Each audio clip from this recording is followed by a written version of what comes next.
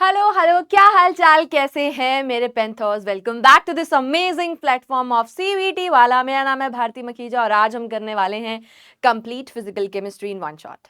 So I hope आप सभी बच्चों की तैयारी अच्छे से हो गई होगी।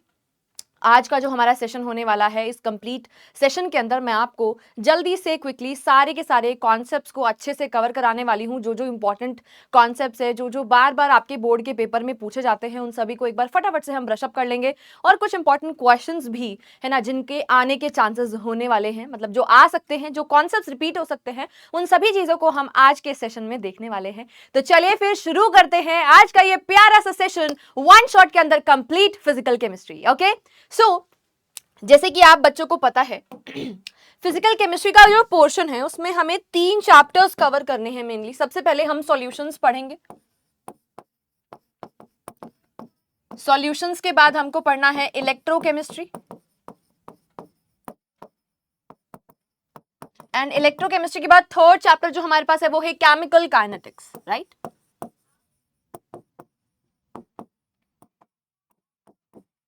केमिकल काइनेटिक्स, ये तीनों चैप्टर्स बेटा जी हमको कवर करने हैं।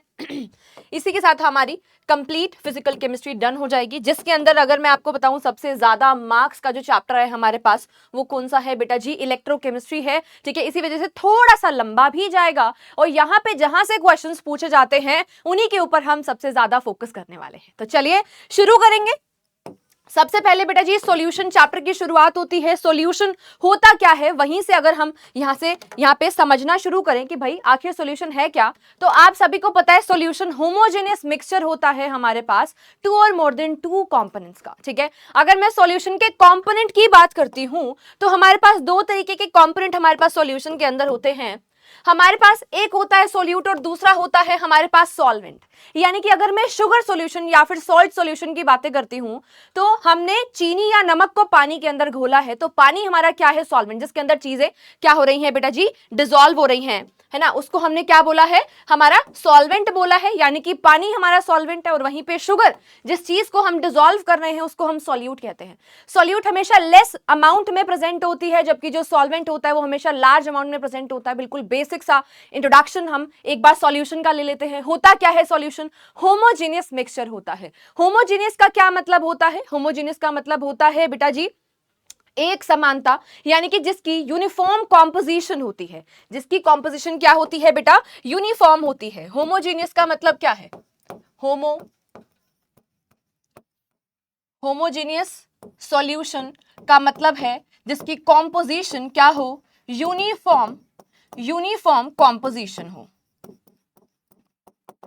ठीक है जी, यूनिफॉर्म कॉम्पोजिशन हो, इस चीज का आपको ध्यान रखना है। वही हमारा क्या है बेटा जी, होमोजेनियस सॉल्यूशन है। ठीक है जी, अब यहां पर जो बहुत ज्यादा इंपॉर्टेंट बात है जिसके ऊपर क्वेश्चन पूछा जा सकता है वो है बेटा हमारा जो सॉल्यूशन है उसकी फिजिकल स्टेट किसके ऊपर डिपेंड करेगी, है ना। मैंने बेटा चीनी को पानी में घोला, तो अब ये जो सॉल्यूशन बना, ये जो शुगर सॉल्यूशन बना, उसका फिजिकल स्टेट कैसा है, लिक्विड है, राइट।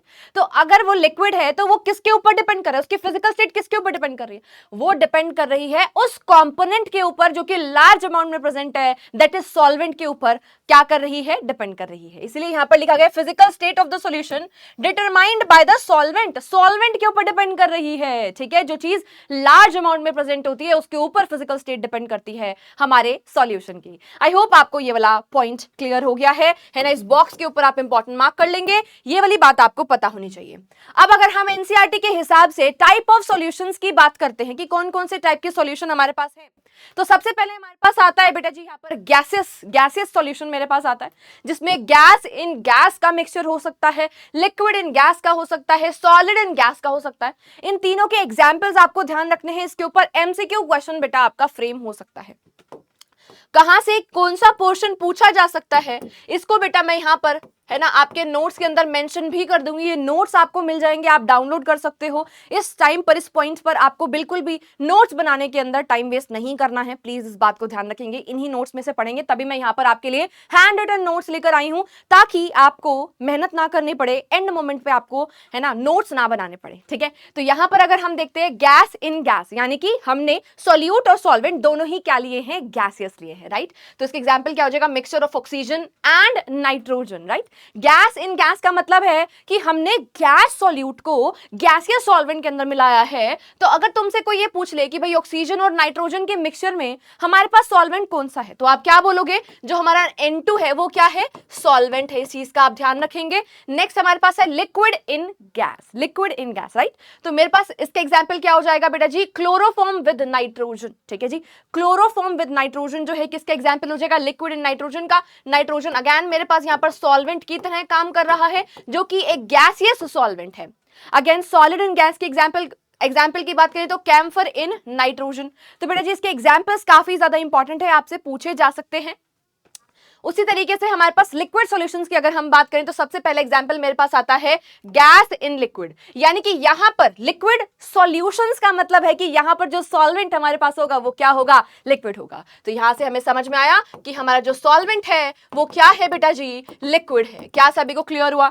तो गैस इन लिक्विड का मतलब हुआ oxygen dissolved in the water, liquid in liquid का मतलब हुआ ethanol dissolved in the water, solid in liquid का मतलब हुआ है ना, इसके एग्जाम्पल की हम बात कर रहे हैं, glucose dissolved in the water, right. तो अब हमने ग्लूकोज को अगर पानी में घोल दिया तो मेरे पास जो ग्लूकोज का सॉल्यूशन बना उसकी फिजिकल स्टेट क्या है? लिक्विड है। इसी वजह से इसको हमने क्या बोला है? लिक्विड, लिक्विड सॉल्यूशन कहा है। इसी वजह से है ना इसकी जो फिजिकल स्टेट है वो कैसी है? लिक्विड है। क्या सभी को क्लियर हुआ? ये तीनों एग्जांपल्स बेटा जी आपको ध्यान रखने हैं, इसके ऊपर क्वेश्चन फ्रेम हो सकता है। नेक्स्ट हमारे पास है बेटा जी solid solution, gas in solid, यानी कि गैस को हमने कहां डाला हुआ है? सॉलिड के ऊपर, यानी कि hydrogen gas in palladium. PD क्या होता है? पैलेडियम। पीडी क्या है? पैलेडियम है, ठीक है। नेक्स्ट है liquid in solid, amalgam of Hg यानी कि मरकरी, ठीक है, विद सोडियम। ये किसका एग्जांपल है बेटा? लिक्विड, लिक्विड इन सॉलिड का एग्जांपल है, ठीक है। लिक्विड सॉल्यूशन का एग्जांपल है, सॉरी सॉलिड सॉल्यूशन का ये एग्जांपल है बेटा जी, इसके ऊपर स्टार मार्क कर लेना। इसका एग्जांपल पूछा जा सकता है आपके एग्जाम के अंदर। नेक्स्ट है सॉलिड इन सॉलिड, तो भाई यहां पर तो copper dissolved in the gold, है ना। तो यहाँ पर गोल्ड जो है हमारे पास ये किसकी तरह काम कर रहा है? सॉल्वेंट की तरह काम कर रहा है। और वहीं पे जो हमारा कॉपर है वो क्या है बेटा? हमारा सॉल्यूट है, यानी कि लेस अमाउंट में प्रेजेंट है। इसी के साथ एनसीईआरटी से ये जो टेबल है इसको हमने डन कर लिया, क्योंकि ये आपके एग्जाम पॉइंट ऑफ व्यू से इंपॉर्टेंट है और पेपर में यहाँ से क्वेश्चन काफी बार एमसीक्यू की फॉर्म में पूछा भी जाता है, राइट। चलिए अब यहाँ पर फटाक से हम सारे के सारे फॉर्मूलाज को रिवाइज कर लेंगे, है ना। कंसंट्रेशन टर्म्स की अगर हम बातें करते हैं जो आप 11th के अंदर ऑलरेडी पढ़ चुके होते हो, पर सॉल्यूशन वाले चैप्टर में अगेन थोड़ा बहुत कंसंट्रेशन टर्म्स हैं, है ना। और यहां पर इन कंसंट्रेशन टर्म्स के ऊपर बहुत ज्यादा क्वेश्चन नहीं आते, बट यस आते हैं काफी बार। कंपैरेटिवली अगर मैं पूरे चैप्टर को कंपेयर करूं तो कंसंट्रेशन टर्म्स से थोड़े कम क्वेश्चंस आते हैं, ठीक है। तो आपको आइडिया क्लियर होना चाहिए, क्योंकि इसका एप्लीकेशन आगे यूज होता है जब हम कॉलिगेटिव प्रॉपर्टीज के क्वेश्चंस को सॉल्व करेंगे। और आपको कंसंट्रेशन टर्म के बारे में नहीं पता होगा, आपको फॉर्मूलाज नहीं पता होंगे, तो आप कॉलिगेटिव प्रॉपर्टीज के न्यूमेरिकल्स को सॉल्व नहीं कर पाएंगे। यानी कि इसके ऊपर डायरेक्ट क्वेश्चन इतना नहीं पूछा जाता है, बट बेटा इसका application part very very important है। तो जल्दी से हम सारे के सारे फॉर्मूलाज को, है ना, कंप्लीट करते हैं। देखिए सबसे पहले m/m परसेंटेज, आपको पता है m/m परसेंटेज का मतलब क्या है? मास ऑफ सोल्यूट अपॉन में मास ऑफ सॉल्यूशन इनटू में 100, यानी कि ऊपर हमने सोल्यूट लेना है, नीचे हमने सॉल्यूशन लेना है, और इनटू में हमने क्या कर लेना है? 100 कर देना है परसेंट। जिस तरीके से आप परसेंटेज निकालते हो जब भी आपका, है ना, शीट्स मिलती है स्कूल में पेपर चेक होने के बाद, तो फटाफट से परसेंटेज निकाल देते हो ना, उसी तरीके से हम यहां पर कर रहे हैं। m/v, ऊपर जो चीज है उसका हमने मास लिया, किसके? जो ऊपर जो भी चीज आ रही है, अगर मैं इसको x/y की टर्म्स में लिखूं इस तरीके से, x/y की टर्म्स में, तो x बेटा जी हमेशा सॉल्यूट के बारे में इंफॉर्मेशन देगा, एंड y हमें किसके बारे में इंफॉर्मेशन दे रहा है? सॉल्यूशन के बारे में इंफॉर्मेशन दे रहा है। तो मास ऑफ सॉल्यूट अपन में वॉल्यूम ऑफ सॉल्यूशन इनटू में क्या हो जाएगा? 100। वैसे ही v/v परसेंटेज का मतलब क्या हुआ? Volume of solute, volume of solution into में हमारे पास क्या हो जाएगा? 100 हो जाएगा। क्या सभी को क्लियर है? नेक्स्ट यहां पर अगर हम m/m ppm की बात करते हैं, जिस तरीके से मैंने परसेंट किया, परसेंट को हटाकर मैं यहां पर क्या कर रही हूं? ppm, दैट इज पार्ट्स पर मिलियन। ppm क्या है? हमारे पास पार्ट्स पर मिलियन है। दैट इज यहां पर क्या हो जाएगा बेटा जी? यहां पर हम किसके अंदर चेक कर रहे हैं? पर मिलियन में चेक कर रहे हैं। इसी वजह से यहां पर हमने कुछ नहीं करना, 100 को यहां से हटाना है, फॉर्मूला के अंदर 10⁻⁶ लगाना है, और बिल्कुल सब कुछ सेम रहेगा। जिस तरीके से हम परसेंटेज को m/m में निकालते हैं, वैसे ही हम ppm को भी m/m में निकाल सकते हैं।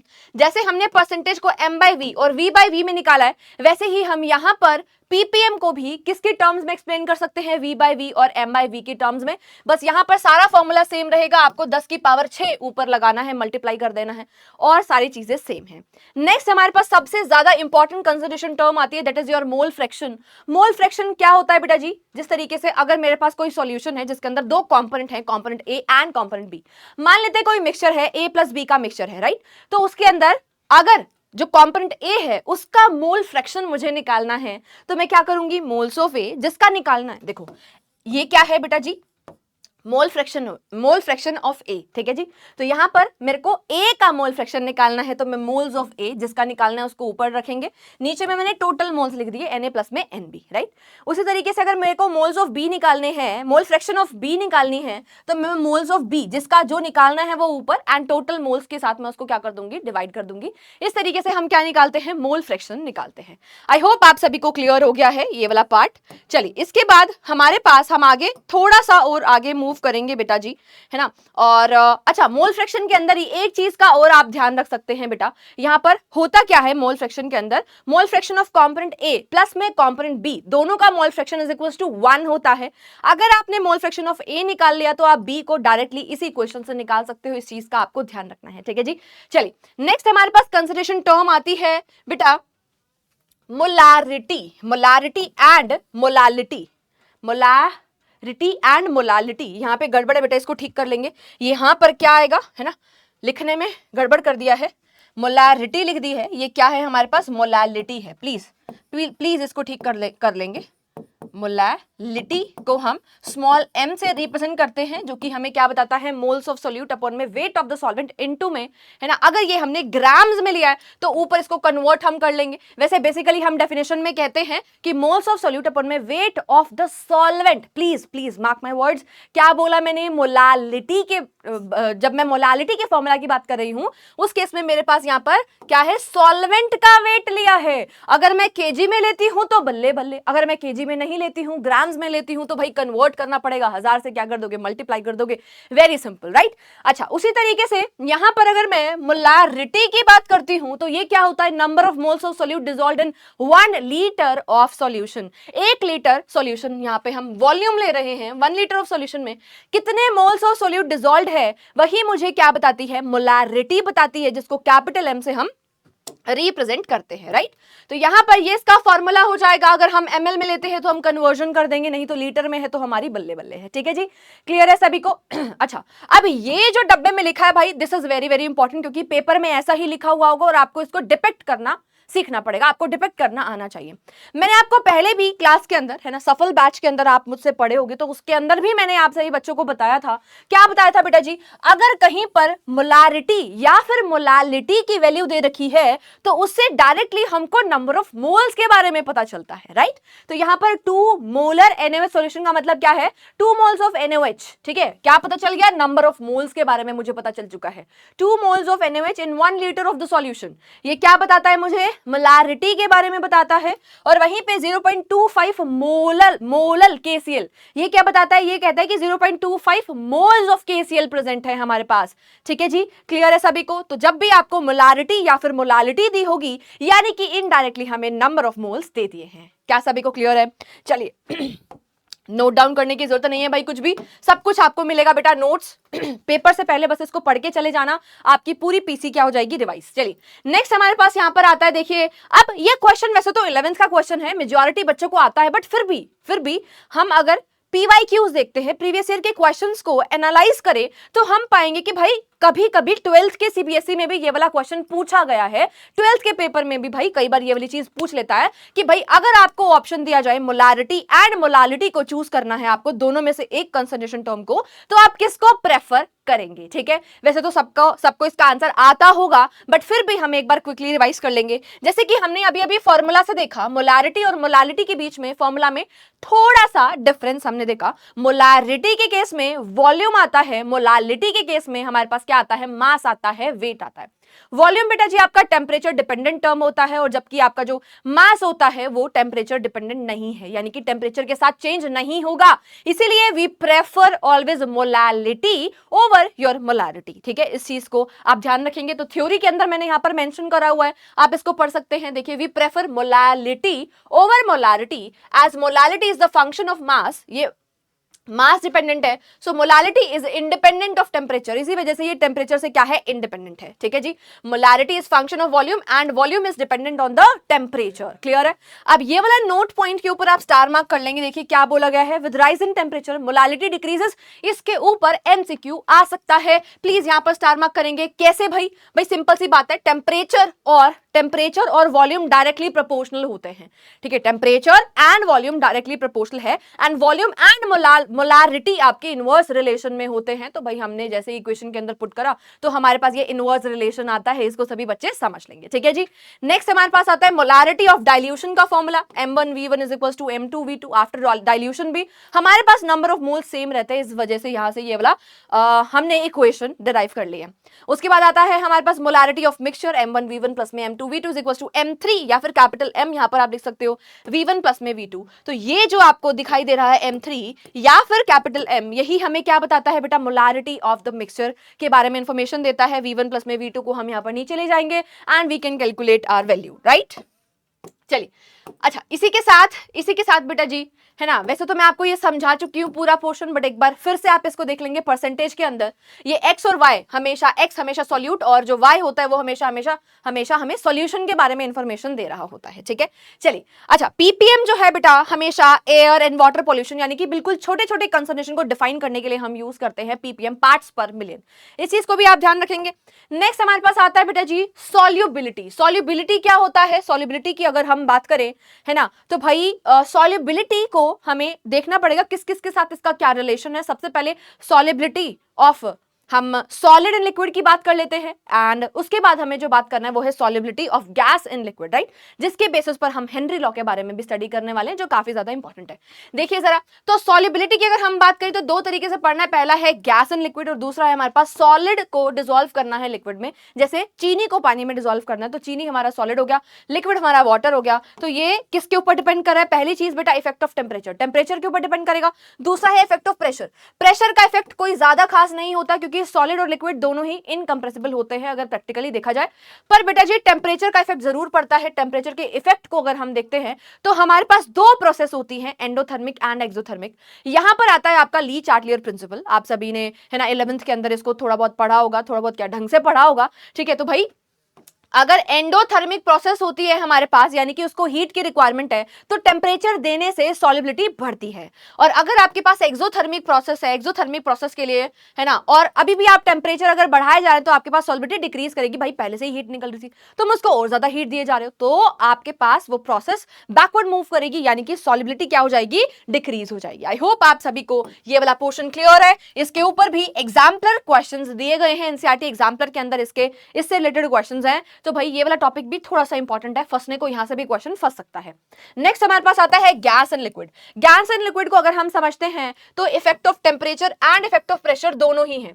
तो इफेक्ट ऑफ टेम्परेचर को अगर हम देखते हैं तो decreases with decrease in temperature, increases with decrease in the temperature. इसका मतलब क्या है, जैसे जैसे हम टेम्परेचर को घटाते हैं सॉल्युबिलिटी ऑफ गैस जो है वो क्या करती है, इंक्रीज करती है। क्योंकि जब हम टेम्परेचर को बढ़ाएंगे तो गैस की सॉल्युबिलिटी डिक्रीज करेगी। टेम्परेचर बढ़ाने से काइनेटिक एनर्जी बढ़ती है, गैस के जो पार्टिकल्स होते हैं उनके बीच में, है ना, डिस्टेंस और ज्यादा बढ़ जाएगा। क्लियर है, उनके बीच में कोई इंटरैक्शन होगी ही नहीं उस टाइम पर, क्योंकि काइनेटिक एनर्जी बढ़ जाती है। इसी वजह से जैसे जैसे हम टेम्परेचर को कम करेंगे, डाउन लेकर आएंगे, ठंडा करेंगे, है ना, तब आपके पास क्या हो जाएगी, सॉल्युबिलिटी ऑफ गैस जो है वो बढ़ती है। इसी वजह से जो आपकी मछलियां होती है, जो फिशेज होती है, वो ठंडे पानी में ज्यादा कंफर्टेबल होती है। वैसे ही इफेक्ट ऑफ प्रेशर की अगर हम बात करते हैं तो increases with increase in the pressure. यहां पर आता है आपका हेनरी का लॉ, ठीक है, जो कि काफी ज्यादा इंपॉर्टेंट है, जो हमें कहता है पार्शियल प्रेशर एंड हमारे पास जो सॉल्युबिलिटी है वो डायरेक्टली प्रोपोर्शनल है। हेनरी लॉ के अंदर सॉल्युबिलिटी वाला जो पार्ट है वो हमने, है ना, सॉल्युबिलिटी जो हमारे पास है ना, तो उसको हमने डिफाइन करा है in terms of your mole fraction. ठीक है, तो यहाँ पर मोल फ्रैक्शन के टर्म्स में हमने इसको डिफाइन करा है। मोल फ्रैक्शन यहाँ पर सॉल्बिलिटी को ही बता रही है। क्लियर है। अब जैसे ही हम डायरेक्टली प्रोपोर्शनल का साइन हटाएंगे तो मेरे पास एक कांस्टेंट आता है जिसको हम Henrys constant that is KH से रिप्रेजेंट कर रहे होते हैं। ठीक है, हेनरीज कांस्टेंट। ठीक है जी, क्लियर है। चलिए अब इसी के ऊपर है ना 2-3 पॉइंटर्स KH से रिलेटेड भाई क्वेश्चन पेपर में पूछा जाता है। पिछले सालों को अगर हम देखें तो केच काफी ज्यादा इंपॉर्टेंट है। सैंपल पेपर के अंदर भी केच से रिलेटेड क्वेश्चन दिया गया है। इस साल के सैंपल पेपर की बात कर रही हूं तो प्लीज इसको थोड़ा सा ढंग से समझेंगे। यहां से क्वेश्चन पूछता है केच is the function of nature of gas. भाई नेचर ऑफ गैस के ऊपर डिपेंड करता है। Point number 1, different gases have different KH value. अलग अलग गैसेस का अलग अलग केएच वैल्यू हो सकता है क्योंकि वो नेचर ऑफ गैस के ऊपर डिपेंड कर रहा है। दूसरी चीज, यूनिट ऑफ केएच जो होगा वो कौन सा होगा, प्रेशर वाला होगा, क्योंकि भाई किसके इक्वल किसके है, वो प्रेशर के बराबर है ना, इसी वजह से केएच। दूसरी चीज, टेम्परेचर के डायरेक्टली प्रोपोर्शनल होता है। किसके डायरेक्टली प्रोपोर्शनल है, टेम्परेचर के। जैसे जैसे टेम्परेचर बढ़ेगा वैसे वैसे केएच भी इंक्रीज होता है। मेनली इन दोनों पॉइंटर्स के ऊपर बेटा जी आपके प्रीवियस ईयर के अंदर क्वेश्चंस पूछे गए हैं। इस साल भी पेपर बोर्ड के पेपर में आने के चांसेस हैं।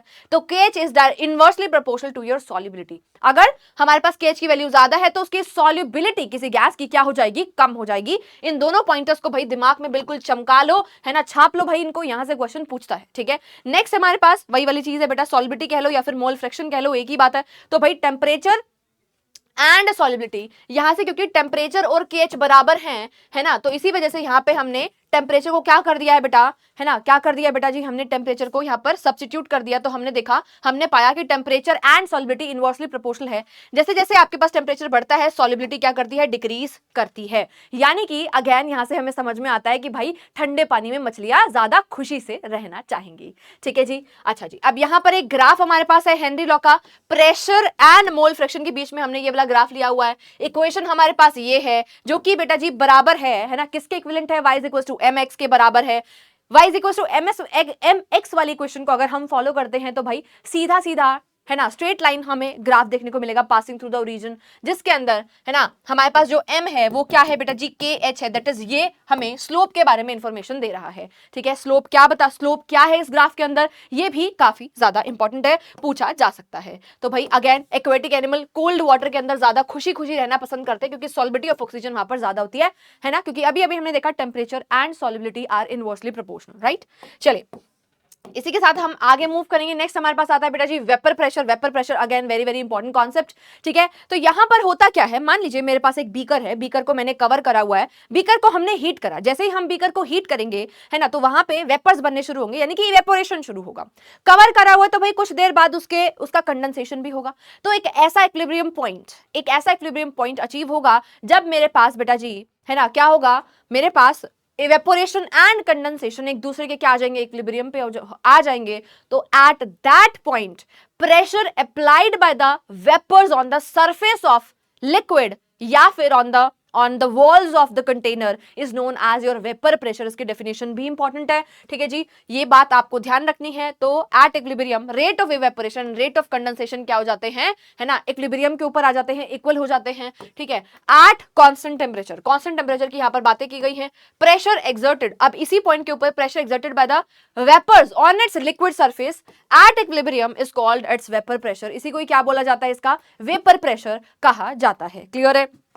चलिए, तो यही वाली चीज को मैंने यहाँ पे समझाया हुआ है। जब इवेपोरेशन एंड कंडेंसेशन इक्विलिब्रियम में आया तो प्रेशर, ठीक है, of the vapour on the surface of liquid, है ना, तो जो ये लग रहा है ये किसके, ये जो है इसी को ही क्या बोला जाता है, वेपर प्रेशर कहा जाता है। अगेन ये वाला पॉइंटर काफी ज्यादा इंपॉर्टेंट है भाई, जो ऊपर यहाँ पर मैंने मेंशन करा हुआ है। क्या लिखा है यहाँ पर, वेपर जो हमारे पास प्रेशर है, वेपर प्रेशर जो है वो क्या है, एक इक्विलिब्रियम कांस्टेंट ही है ना, उसको हम कह सकते हैं ना कि वो क्या है, एक इक्विलिब्रियम कांस्टेंट है। और वेपर प्रेशर बेटा किस किस के ऊपर डिपेंड करता है, टेम्परेचर के ऊपर, नेचर ऑफ लिक्विड के ऊपर, एंड ये EMFA क्या बोला है बेटा मैंने, intermolecular force of attraction.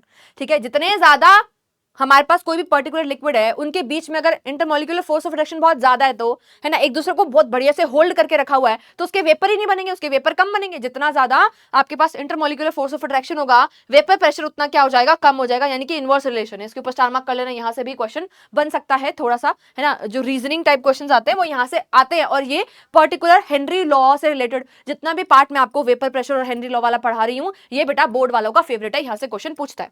Again यहाँ से भी क्वेश्चन बनता है भाई अगर आपके पास वेपर प्रेशर और बॉइलिंग पॉइंट का हम रिलेशन देखते हैं तो आपका vapour pressure and boiling point क्या होता है, आपस में इनवर्स रिलेशन होता है। अगर किसी का वेपर प्रेशर ज्यादा है तो बॉइलिंग पॉइंट क्या हो जाता है, कम हो जाता है। बॉइलिंग पॉइंट ज्यादा है तो वेपर प्रेशर क्या हो जाता है, कम हो जाता है। And we know that boiling point हमारा एक ऐसा पॉइंट होता है, एक ऐसा टेम्परेचर होता है ना, एक ऐसा पॉइंट होता है जब आपके पास वेपर प्रेशर एटमॉस्फेरिक प्रेशर के बराबर होता है, तभी हमारे पास कोई भी लिक्विड, कोई पर्टिकुलर लिक्विड बॉईल करने लगता है। ठीक है जी, क्लियर है, इतनी बात सभी को समझ में आ गई। चलिए इसी के साथ हम आगे मूव करेंगे। हमारे पास आता है ना नेक्स्ट जो लॉ है, जो कि हेनरी लॉ के आगे हम पढ़ते हैं, दैट इज राउल्स लॉ। ठीक है, राउल्स लॉ।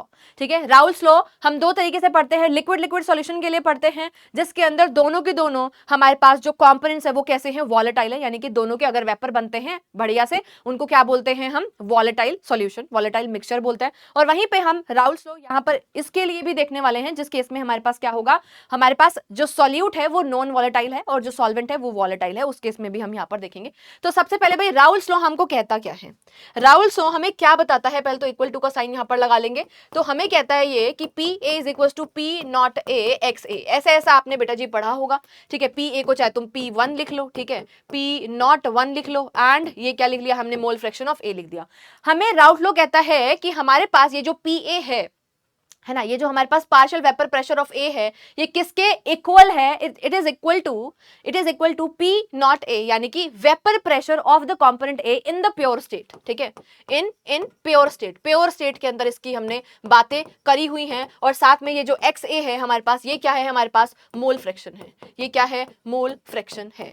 ठीक है जी, क्लियर है, सभी को समझ में आया। ठीक है, ओके, अच्छा जी, अब यहां पर हमने ये लिखा है ना, ये क्या है, mole fraction of component A in your liquid phase. ठीक है, उसी तरीके से यहां पर हम इस चीज को है ना वाई ए या फिर वाई बी से रिप्रेजेंट करते हैं, तो वो हमें क्या बताता है, mole fraction of component A और B in your gases phase. इस चीज को भी आपको ध्यान रखना है। क्लियर है क्या, ये वाला पॉइंटर क्लियर हो गया। ऐसे ही पी बी का अगर हम देखें, है ना, कि भाई partial vapour pressure of the component B, ये P naught B and X B, यानी कि मोल फ्रैक्शन, बेटा मैं शॉर्ट में इसको एक्स बोलूंगी, पर ये मोल फ्रैक्शन आपको पता है, एंड ये मैंने कोई एक्स नहीं बनाया है, ये सिंबल को इस तरीके से बनाया जाता है। ठीक है जी, इसको जीटा काई, है ना, दो नामों से और जाना जाता है, पर मैं, है ना, इसको थोड़ा सा यार एक्स बोल देते हैं यार, कोई दिक्कत नहीं है। ठीक है, समझ रहे हो ना, ऐसे मत बोलना यार कि मैम तो एक्स बोल गई, तो एक्स क्यों बोला जल्दी में यार। ठीक है, क्योंकि मुझे सारी चीजें जल्दी से ढंग से क्लियर करनी है तुम्हारी, और क्विक रिवीजन के लिए ये सेशन आपके लिए बनाया जा रहा है। चलिए, तो भाई ये जो बना रखा है ना, ये डायग्राम से भी क्वेश्चन काफी बार पूछा गया है। देखो यहाँ पर प्योर सॉल्वेंट है, ये प्योर सॉल्वेंट है, तो यहाँ पे है ना वॉलेटाइल है, और इस केस में हमने क्या लिया है बेटा जी, एक नॉन वॉलेटाइल सॉल्यूट के उसके अंदर ऐड कर दिया। यहाँ पर हमने जो सॉल्यूशन लिया है, इस सॉल्यूशन के अंदर मेरे पास नॉन वॉलेटाइल सॉल्यूट ऐड कर रखा है भाई। ठीक है, तो यहां से ना डायग्राम पे क्वेश्चन पूछ लेते हैं। तुमने अगर पीवाईक्यू देखे हो तो तुम देखोगे भाई, तुमसे पूछेंगे कि दोनों में से बताओ प्योर वाला सॉल्वेंट कहां पर है, और जिसके अंदर नॉन वॉलेटाइल सॉल्यूट एडेड है वो बताओ कौन सा है, ए है कि बी है, ऐसे भी क्वेश्चन आ जाते हैं। ठीक है, तो भाई यहां पर तुमको वेपर ज्यादा दिख रहे हैं, यहां पर वेपर कम दिख रहे हैं, क्योंकि सॉल्यूट को ऐड करने के बाद सरफेस के ऊपर नॉन वॉलेटाइल सॉल्यूट के पार्टिकल्स भी आ जाते हैं, जिसकी वजह से है ना वेपर प्रेशर कम हो जाता है, क्योंकि अब यहां पर सरफेस के ऊपर है ना वॉलेटाइल कंपोनेंट के पार्टिकल्स ही कम है, तो कम ही इवेपोरेट करेंगे। ठीक है, बाकी जो सरफेस एरिया है वो किसने कवर कर लिया, हमारे पास नॉन वोलेटाइल पार्टिकल्स ने कवर कर लिया। इसी वजह से यहां पर आपके पास वेपर प्रेशर क्या है, कम है, और इसको क्या बोलते हैं, लोवरिंग इन वेपर प्रेशर। ठीक है, क्या बोलते हैं, लोवरिंग इन वेपर प्रेशर बोलते हैं। ठीक है जी, अब यहां पर बेटा जी ये जो ग्राफ आपको दिखाया गया है ना, ये ग्राफ भी इंपॉर्टेंट है, कहीं ना कहीं आपको ये ग्राफ देकर इसके ऊपर क्वेश्चन पूछ लेता है ना, ये किस किस को रिप्रेजेंट कर रहा है आपको ध्यान रखना है। ठीक है, P1 नोड एंड ये हमारे पास क्या है, P2 नोड है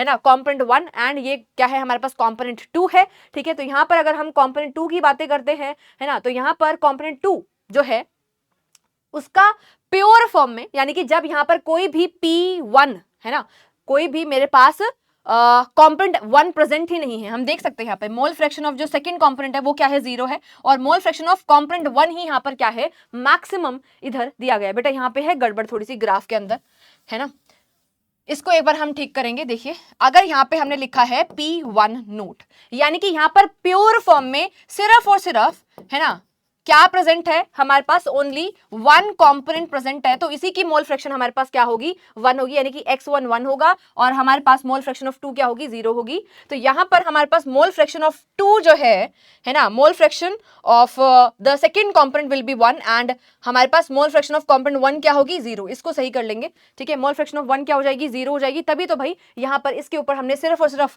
P2 नॉट को रिप्रेजेंट किया है। ये हमारे पास आइडियल केस का सिनेरियो है, ठीक है, और ये हमें P टोटल के बारे में इंफॉर्मेशन देता है, that is your P1 plus में P2, P1 प्लस में P2। क्लियर है सभी को, समझ में आया। इसी के बाद भाई राउल्स लॉ को थोड़ा सा और डिफाइन किया गया है इस तरीके से, जैसे मैंने आपको अभी बताया। डेफिनेशन भी आपको इसकी ध्यान रखनी है, आप ध्यान रखेंगे, ठीक है। Mixture of two volatile liquid की अगर हम बात करते हैं तो PA जो है डायरेक्टली प्रोपोर्शनल है ना। PA क्या है हमारे पास, PA वो पर्सनल असिस्टेंट वाले PA की बात नहीं कर रहे भाई, PA मेरे पास यहाँ पर क्या बताता है, vapour pressure of the component A, ठीक है, which is directly proportional to the mole fraction of that component, ठीक है, क्लियर है। उसी तरीके से जब डायरेक्टली प्रोपोर्शनल का साइन हमने हटाया तो मेरे पास यहाँ पर क्या आता है, P नॉट A आता है, क्लियर है।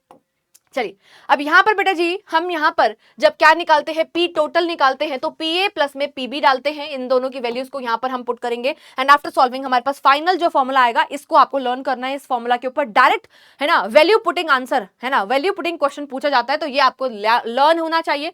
अब PA क्या बता रहा है, पार्शियल वेपर प्रेशर बता रहा है, P not A vapour pressure of the pure component A बता रहा है। ये सारी इंफॉर्मेशन आपको नहीं होगी तो आप क्वेश्चन को सॉल्व नहीं कर पाएंगे। फॉर्मूला के अंदर क्या चीज क्या बता रही है ये भी आपको पता होना चाहिए, क्लियर है जी। चलिए इसी के साथ हम आगे मूव करेंगे जो कि काफी ज्यादा इंपॉर्टेंट है, ये मैंने तुम्हें पहले भी बताया था बेटा। जब भी वेपर फेज के बारे में बात कर रखी होगी आपको हमेशा क्या लगाना है, डाल्टन्स लॉ लगाना है, और जब भी लिक्विड फेज के बारे में बात कर रखी होगी तब आपको क्या लगाना है, राउल्स लॉ लगाना है। ये क्या है हमारा बेटा जी, BM विजन मैम ने पहले से लिखा हुआ है, ठीक है। तो भाई जब भी लिक्विड फेज होगा राउल्स लॉ लगाएंगे। राउल्स लॉ को हम जानते हैं, वेपर फेज जब भी दिया हुआ होगा तुमसे कोई क्वेश्चन पूछा गया है तब आप कभी भी राउल्स लॉ नहीं लगाएंगे, आप हमेशा क्या लगाएंगे बेटा जी, डाल्टन लॉ लगाएंगे। डाल्टन लॉ कहता है हमें PA is equal to PT, है ना, टोटल प्रेशर इनटू में mole fraction of component A in your gaseous phase, ठीक है, इन योर वेपर फेज हम कह सकते हैं, ठीक है। तो भाई ये YA एंड YB हमें वेपर फेज के अंदर क्या बताता है, मोल फ्रैक्शन के बारे में इंफॉर्मेशन देता है। तो भाई यहां पर क्या है, vapour pressure of component A is equal to total pressure into में mole fraction of the component A in your vapour phase. ये फॉर्मूला, ये हमारे पास इक्वेशन आती है कहां से बेटा जी, डाल्टन के लॉ से। तो ये वाली दोनों पॉइंटर्स इंपॉर्टेंट हैं। इस फॉर्मूला के ऊपर भी क्वेश्चन पूछा जा सकता है, आपसे कुछ भी क्वेश्चन पूछे, आपसे YA या YB पूछ लें तो आप बेटा इसको सॉल्व कर सकते हो और आसानी से थोड़ा सा चेंजेस आपको फॉर्मूला के अंदर करने पड़ेंगे। एंड अगेन यहां पर भी बच्चा YA प्लस में YB जो है वो किसके बराबर होता है, 1 के बराबर होता है, ये भी 1 के इक्वल होता है। क्लियर है क्या सभी को। चलिए अब हम आगे मूव करेंगे एंड इसी के फॉर्मूलाज को मैंने थोड़ा सा और इलेबोरेट करा हुआ है बेटा, है ना। देखो जिस तरीके से हमने यहाँ पर लिखा है इन दोनों को आप, है ना, राउल्स लॉ को और डाल्टन्स लॉ को आप क्या कर सकते हो, कंपेयर कर सकते हो। PA PT और YA के बराबर है, ये P नॉट A और XA यानी कि मोल फ्रैक्शन ऑफ कंपोनेंट A के बराबर है। तो आप इन दोनों को कंपेयर करके क्या निकाल सकते हैं बेटा, फॉर्मूला निकाल सकते हैं। वही वाले फॉर्मूलाज मैंने यहाँ पर निकाल रखे हैं, ये फॉर्मूलाज आपको याद होने चाहिए भाई, ठीक है। प्लीज आप इनको लर्न करेंगे। YA प्लस में YA अपॉन YB का कई बार बेटा जी, है ना भाई, रेशियो के फॉर्म में भी क्वेश्चन में आपसे पूछ लिया जाता है, तो इसको भी, इस फॉर्मूला को भी आप ध्यान रखेंगे, ठीक है। अगेन एक और BM विजन आ गया है ना जी, तो इसको भी आप एक बार पढ़ेंगे क्योंकि यहाँ से लॉजिकल क्वेश्चन आपसे पूछे जा सकते हैं। देखिए क्या बोला गया है, ध्यान से पढ़ेंगे, देखो क्या बोला गया है। एट इक्विलिब्रियम, जब हम इक्विलिब्रियम के ऊपर होते हैं, जब हम इक्विलिब्रियम कंडीशन की बातें कर रहे हैं, vapour phase will be rich in that component. हमारे पास क्या है, एक बीकर है, ठीक है, और एक बीकर है, बीकर के अंदर मेरे पास component A and component B का मान लो मिक्सचर है, उसको मैं हीट कर रही हूं। हीट करने के बाद component A and component B दोनों के क्या बनेंगे, वेपर बनेंगे। तो अब मैं अगर वेपर फेज की बात करती हूं तो in vapour phase component A और कंपोनेंट B कौन सा ज्यादा है, यानी कि वेपर फेज कौन से कंपोनेंट में ज्यादा रिच है, उसके बारे में हम यहां पर इंफॉर्मेशन पढ़ने जा रहे हैं। देखिए इक्विलिब्रियम कंडीशन पे vapour phase will be rich in that component which have more vapour pressure, ठीक है, which have more vapour pressure in the liquid phase, जिसका वेपर प्रेशर लिक्विड फेज में ज्यादा है, लिक्विड फेज के अंदर जिस कंपोनेंट का वेपर प्रेशर ज्यादा है उसी के तो ज्यादा वेपर बनेंगे, और अगर उसके ज्यादा वेपर बन रहे हैं यानी कि वेपर प्रेशर उसी कंपोनेंट में क्या होगा, रिच होगा। प्लीज इसको मार्क कर लो, ये न्यूमेरिकल के अंदर भी इनडायरेक्टली यूज हो सकता है क्वेश्चन को सॉल्व करने में, और बेटा जी आपका यहां से assertion reason and logical reasoning based question भी पूछा जा सकता है। नेक्स्ट हमारे पास आते हैं ideal and non ideal solution. Ideal solution हमारे पास वो होते हैं, है ना, जिसके अंदर जो कि राउल्स लॉ को फॉलो कर रहे होते हैं, और वहीं पे हमारे पास जो नॉन आइडियल सॉल्यूशन है ना, वो क्या होते हैं बेटा जी, पॉजिटिव डेविएशन भी शो करने वाले होते हैं और नेगेटिव डेविएशन को भी शो करने वाले होते हैं। ठीक है, तो आइडियल सॉल्यूशन को अगर हम देखें तो obeys Raoult's law at every range of the concentration. अगर मैं आइडियल सॉल्यूशन की बात करती हूँ तो वहां पे डेल्टा वी मिक्स हमारे पास 0 के बराबर होता है, डेल्टा एच मिक्स हमारे पास 0 के बराबर होता है। ठीक है जी, और यहाँ पर सबसे ज्यादा जो फोर्स ऑफ अट्रैक्शन वाली चीज है ये आपको ध्यान रखनी है। मैं यहाँ पर इसको मार्क भी कर देती हूँ। देखिए ये वाला पॉइंटर इंपॉर्टेंट है। अब यहाँ पर अगर हमने ए और बी का मिक्सचर लिया है ना, तो ए के बीच के फोर्स ऑफ अट्रैक्शन और बी के फोर्स ऑफ अट्रैक्शन बराबर होंगे ए और बी के फोर्स ऑफ अट्रैक्शन के, तभी हमारे पास वो आइडियल सॉल्यूशन का फॉर्म है ना बनता है। ठीक है, तो यहाँ पर इसके जो एग्जांपल्स हैं बेटा जी ये बहुत ज्यादा इंपॉर्टेंट है, इसके ऊपर बेस्ड क्वेश्चन आ सकता है। फ्री के नंबर है, आइडियल और नॉन आइडियल, बेटा डिफरेंस भी पूछा जा सकता है। यस, फिजिकल केमिस्ट्री से भी थ्योरी पूछी जा सकती है भाई, प्लीज इसको ढंग से कर लेना, ये आपके लिए लिखा गया है नोट्स के अंदर, ढंग से याद होना चाहिए आइडियल नॉन आइडियल, क्योंकि ये फ्री के नंबर है और पूछता भी है। ठीक है, और वहीं पे अगर हम नॉन आइडियल सॉल्यूशन को देखते हैं तो भाई जो है ना राउल्स लॉ को फॉलो नहीं करेगा, राउल्स लॉ हमें क्या कहता है, राउल्स लॉ हमको कहता है P A is equal to P naught A X A, है ना, या फिर हम डायरेक्टली लिख सकते हैं राउल्स लॉ हमको कहता है P T is equal to P A plus में पी बी। अगर ये फॉलो होता है ना, तो हमारे पास वो राउल्स लॉ है। ठीक है, अगर ये फॉलो नहीं होता यानी कि जब P T P A P B के बराबर नहीं होता है तब उसको हम क्या बोलते हैं बेटा जी, नॉन आइडियल सॉल्यूशन कहते हैं। अगर ये इसके बराबर नहीं है तो क्या होगा, या तो कम होगा या तो ज्यादा होगा। ठीक है, तो भाई पॉजिटिव डेविएशन के अंदर क्या हुआ, वेपर प्रेशर आपका ज्यादा आता है आइडियल वाली कंडीशन से, और भाई नेगेटिव डेविएशन में क्या होता है, आपका वेपर प्रेशर कम आता है आइडियल वाली कंडीशन से। ठीक है जी, तो भाई यहां पर अगेन ये जो फोर्स ऑफ अट्रैक्शन वाला पॉइंट है ये आपको ध्यान रखना है। यहां पर पॉजिटिव डेविएशन के केस में A B force of attraction are less than A and B interaction. A and B have different shape in size हो सकती है, तो यहां पर ए और बी के जो फोर्स ऑफ अट्रैक्शन है वो क्या होते हैं, लेस होते हैं। ठीक है, फोर्स ऑफ अट्रैक्शन अगर आपके पास है ना, इंटरैक्शन, मान लो मेरे पास एक है ना पानी की बोतल है, या फिर मान लो ये है मेरे पास कोई लिक्विड, इसके अंदर मैंने डाला हुआ है। ठीक है, तो इस लिक्विड के अंदर कंपोनेंट ए और कंपोनेंट बी दोनों हैं। अब कंपोनेंट ए और कंपोनेंट बी के बीच में जो फोर्स ऑफ अट्रैक्शन है ना वो बहुत कम है। ठीक है, क्या है, काफी ज्यादा कम है, फोर्स ऑफ अट्रैक्शन कम है। अगर फोर्स ऑफ अट्रैक्शन कम है तो वो लूज बाउंड है, तो उनकी एस्केपिंग टेंडेंसी क्या होगी, बहुत तगड़ी होगी, फटाफट से वेपर बनेंगे, फटाफट से बाहर निकल जाएंगे। ठीक है, तो ज्यादा वेपर बनेंगे, जितने ज्यादा वेपर बनेंगे उतना ज्यादा उसका क्या होगा, वीपी यानी कि वेपर प्रेशर होगा। ठीक है, तो वेपर प्रेशर ज्यादा है, इसी वजह से ये क्या शो कर रहा है, पॉजिटिव डेविएशन शो कर रहा है। वहीं पे नेगेटिव डेविएशन की अगर हम बात करते हैं तो अगेन फोर्स ऑफ अट्रैक्शन वाले पॉइंटर को ध्यान रखना है। वैसे तो सारे पॉइंट्स आपको ध्यान रखने हैं, बट फिर भी इसके ऊपर पूरा कॉन्सेप्ट हमारा बेस्ड है, तो ये आपको पता होना चाहिए। A B force of attraction are greater than A and B. अब यहाँ पर interaction between A and B काफी ज्यादा स्ट्रॉन्ग है ना, पकड़ा हुआ है, अच्छे से जकड़ा हुआ है, तो भाई क्या वेपर बन पाएंगे, पकड़े रखेगा ना, एस्केपिंग टेंडेंसी डिक्रीज हो जाएगी, जिसकी वजह से वीपी यानी कि वेपर प्रेशर क्या हो जाएगा, डिक्रीज हो जाएगा। ठीक है, इसी वजह से यहाँ पर हमने लिखा है कि delta we mix less than क्या हो जाएगा, 0, पर यहाँ पर डेल्टा वी मिक्स क्या है आपके पास, ग्रेटर देन 0 हो जाता है। ये वाले सारे पॉइंटर्स आपको ध्यान रखने हैं। अगेन एग्जाम्पल्स आर मस्ट, ये आपको याद होने चाहिए, क्योंकि भाई एग्जाम्पल याद नहीं तो फिर फायदा क्या यार, आइडियल और नॉन आइडियल का, क्योंकि एग्जाम्पल के बिना बात नहीं करनी है। प्लीज इसको रट के जाना, ये पेपर में आ सकता है। ठीक है, और फ्री के नंबर है। ठीक है, चलिए अब यहां पर ये आइडियल वाले का ग्राफ है भाई, यहां पर क्या है, नॉन आइडियल दोनों। ठीक है, पॉजिटिव डेविएशन मतलब आइडियल वाली लाइन से ऊपर से जा रहा है, और जब यहां पर येलो वाली से हम क्या दिखा रहे हैं, नेगेटिव डेविएशन को शो कर रहे हैं, यानी कि येलो वाली आइडियल वाली कंडीशन से क्या जा रहा है, डाउनवर्ड जा रहा है, वेपर प्रेशर हमारा क्या हो रहा है, डिक्रीज हो रहा है। तो ये तीनों ग्राफ्स दे सकते हैं और आपसे पूछा जा सकता है कि बताइए कौन सा वाला नॉन आइडियल को शो कर रहा है या पॉजिटिव और नेगेटिव डेविएशन को कौन शो कर रहा है, तो ये भी आपको पूछा जा सकता है। क्लियर है क्या, क्लियर है क्या? चलिए let's move to the next topic which is azeotropes. Azeotropic mixture हमारे पास क्या होता है, कांस्टेंट बॉइलिंग लिक्विड्स होते हैं। इसकी डेफिनेशन आपको आनी चाहिए भाई। ठीक है, पहला पॉइंटर ये क्या होता है, कांस्टेंट बॉइलिंग लिक्विड्स होते हैं। एजियोट्रॉप्स दो तरीके के होते हैं, अभी थोड़ी देर में बताऊंगी। अगेन इसके भी एग्जांपल आपको याद होने चाहिए। दूसरा पॉइंट जो हमारे पास एजियोट्रॉप्स होते हैं उसके अंदर हमारे पास जो कॉम्पोजिशन होती है ना, लिक्विड फेज और वेपर फेज की, वो क्या होती है, बराबर होती है। यानी कि एक्स ए है ना, mole fraction of component A जो है वो वाई ए, यानी कि हमारे पास mole fraction of component A in the vapour phase उसके बराबर होता है। क्या बोला मैम, क्या बोला? अभी बता रही हूँ यार, वही चीज तो तुम्हें बता रही हूँ मैं। यहाँ पर क्या होता है, एक्स ए और वाई ए बराबर है, वैसे ही अगर मैं मोल फ्रैक्शन ऑफ बी की बात करती हूँ and mole fraction of be in vapour phase की बात करती हूँ, तो ये भी क्या आएंगे, बराबर आएंगे। दूसरी चीज, कांस्टेंट बॉइलिंग लिक्विड होते हैं, ये चीज भी ध्यान रखनी है। एजोट्रॉप्स बेटा जी दो तरीके के होते हैं। एजोट्रॉप्स कभी भी आइडियल सॉल्यूशन के नहीं बनते, इस चीज का ध्यान रखना। एजोट्रॉप्स हमेशा किसके बनते हैं, नॉन आइडियल सॉल्यूशन के बनते हैं। तो मिनिमम बॉइलिंग एजोट्रॉप्स हमारे पास होते हैं और हमारे पास मैक्सिमम बॉइलिंग एजोट्रॉप्स होते हैं। मैक्सिमम बॉइलिंग का मतलब क्या हुआ कि बॉइलिंग पॉइंट ज्यादा है। बॉइलिंग पॉइंट ज्यादा है और बॉइलिंग पॉइंट और वेपर प्रेशर का तुमने रिलेशन याद है तुम्हें? Boiling point and vapour pressure VP का रिलेशन याद है? मैंने क्या बोला, मैक्सिमम बॉइलिंग। मैक्सिमम बॉइलिंग है तो वेपर प्रेशर क्या हो जाएगा, कम हो जाएगा। वेपर प्रेशर कम है यानी कि non ideal solution showing negative deviation will show your maximum boiling azeotropes. भाई बहुत ज्यादा इंपॉर्टेंट है, रट्टा ना मारना पड़े, तभी कॉन्सेप्ट बताया है। यहां पर आ जाइए, मिनिमम बॉइलिंग एजोट्रॉप्स की अगर हम बात करते हैं तो ये भी नॉन आइडियल सॉल्यूशन ही शो करते हैं, पॉजिटिव डेविएशन वाले। क्यों? क्योंकि यहां पर मिनिमम बॉइलिंग है। वेपर प्रेशर हमको क्या करना है, सॉरी बॉइलिंग पॉइंट हमको क्या करना है, मिनिमम। बॉइलिंग पॉइंट अगर कम है तो वीपी यानी कि वेपर प्रेशर बढ़ जाएगा, वेपर प्रेशर बढ़ जाएगा यानी कि वेपर ज्यादा बन रहे हैं, यानी कि आइडियल वाली कंडीशन से ऊपर से ग्राफ मूव करेगा, यानी कि ये क्या शो कर रहा है, पॉजिटिव डेविएशन को शो कर रहा है। इस चीज को भी आप ध्यान रखेंगे। मैं साइड हो रही हूं, आप स्क्रीनशॉट लेना चाहते हो तो स्क्रीनशॉट ले लो, बाकी तुमको नोट्स मिल जाएंगे। ठीक है, चलिए again one more theory question बेटा जी, ये काफी ज्यादा इंपॉर्टेंट है। ठीक है, यहां से भी क्वेश्चन पूछा जा सकता है। ये क्वेश्चन काफी बार मतलब रिपीट होने वाला क्वेश्चन है, इस तरीके के क्वेश्चन पूछे जाते हैं। ठीक है, आपसे बोलेंगे अ सॉल्यूशन ऑफ CHCl3 हमारे पास है एंड हमारे पास क्या है, एसीटोन है, शोज नेगेटिव डेविएशन। व्हाई? क्यों नेगेटिव डेविएशन शो करता है? 2 मार्क के अंदर काफी बार ये वाला क्वेश्चन बेटा जी पूछा गया है।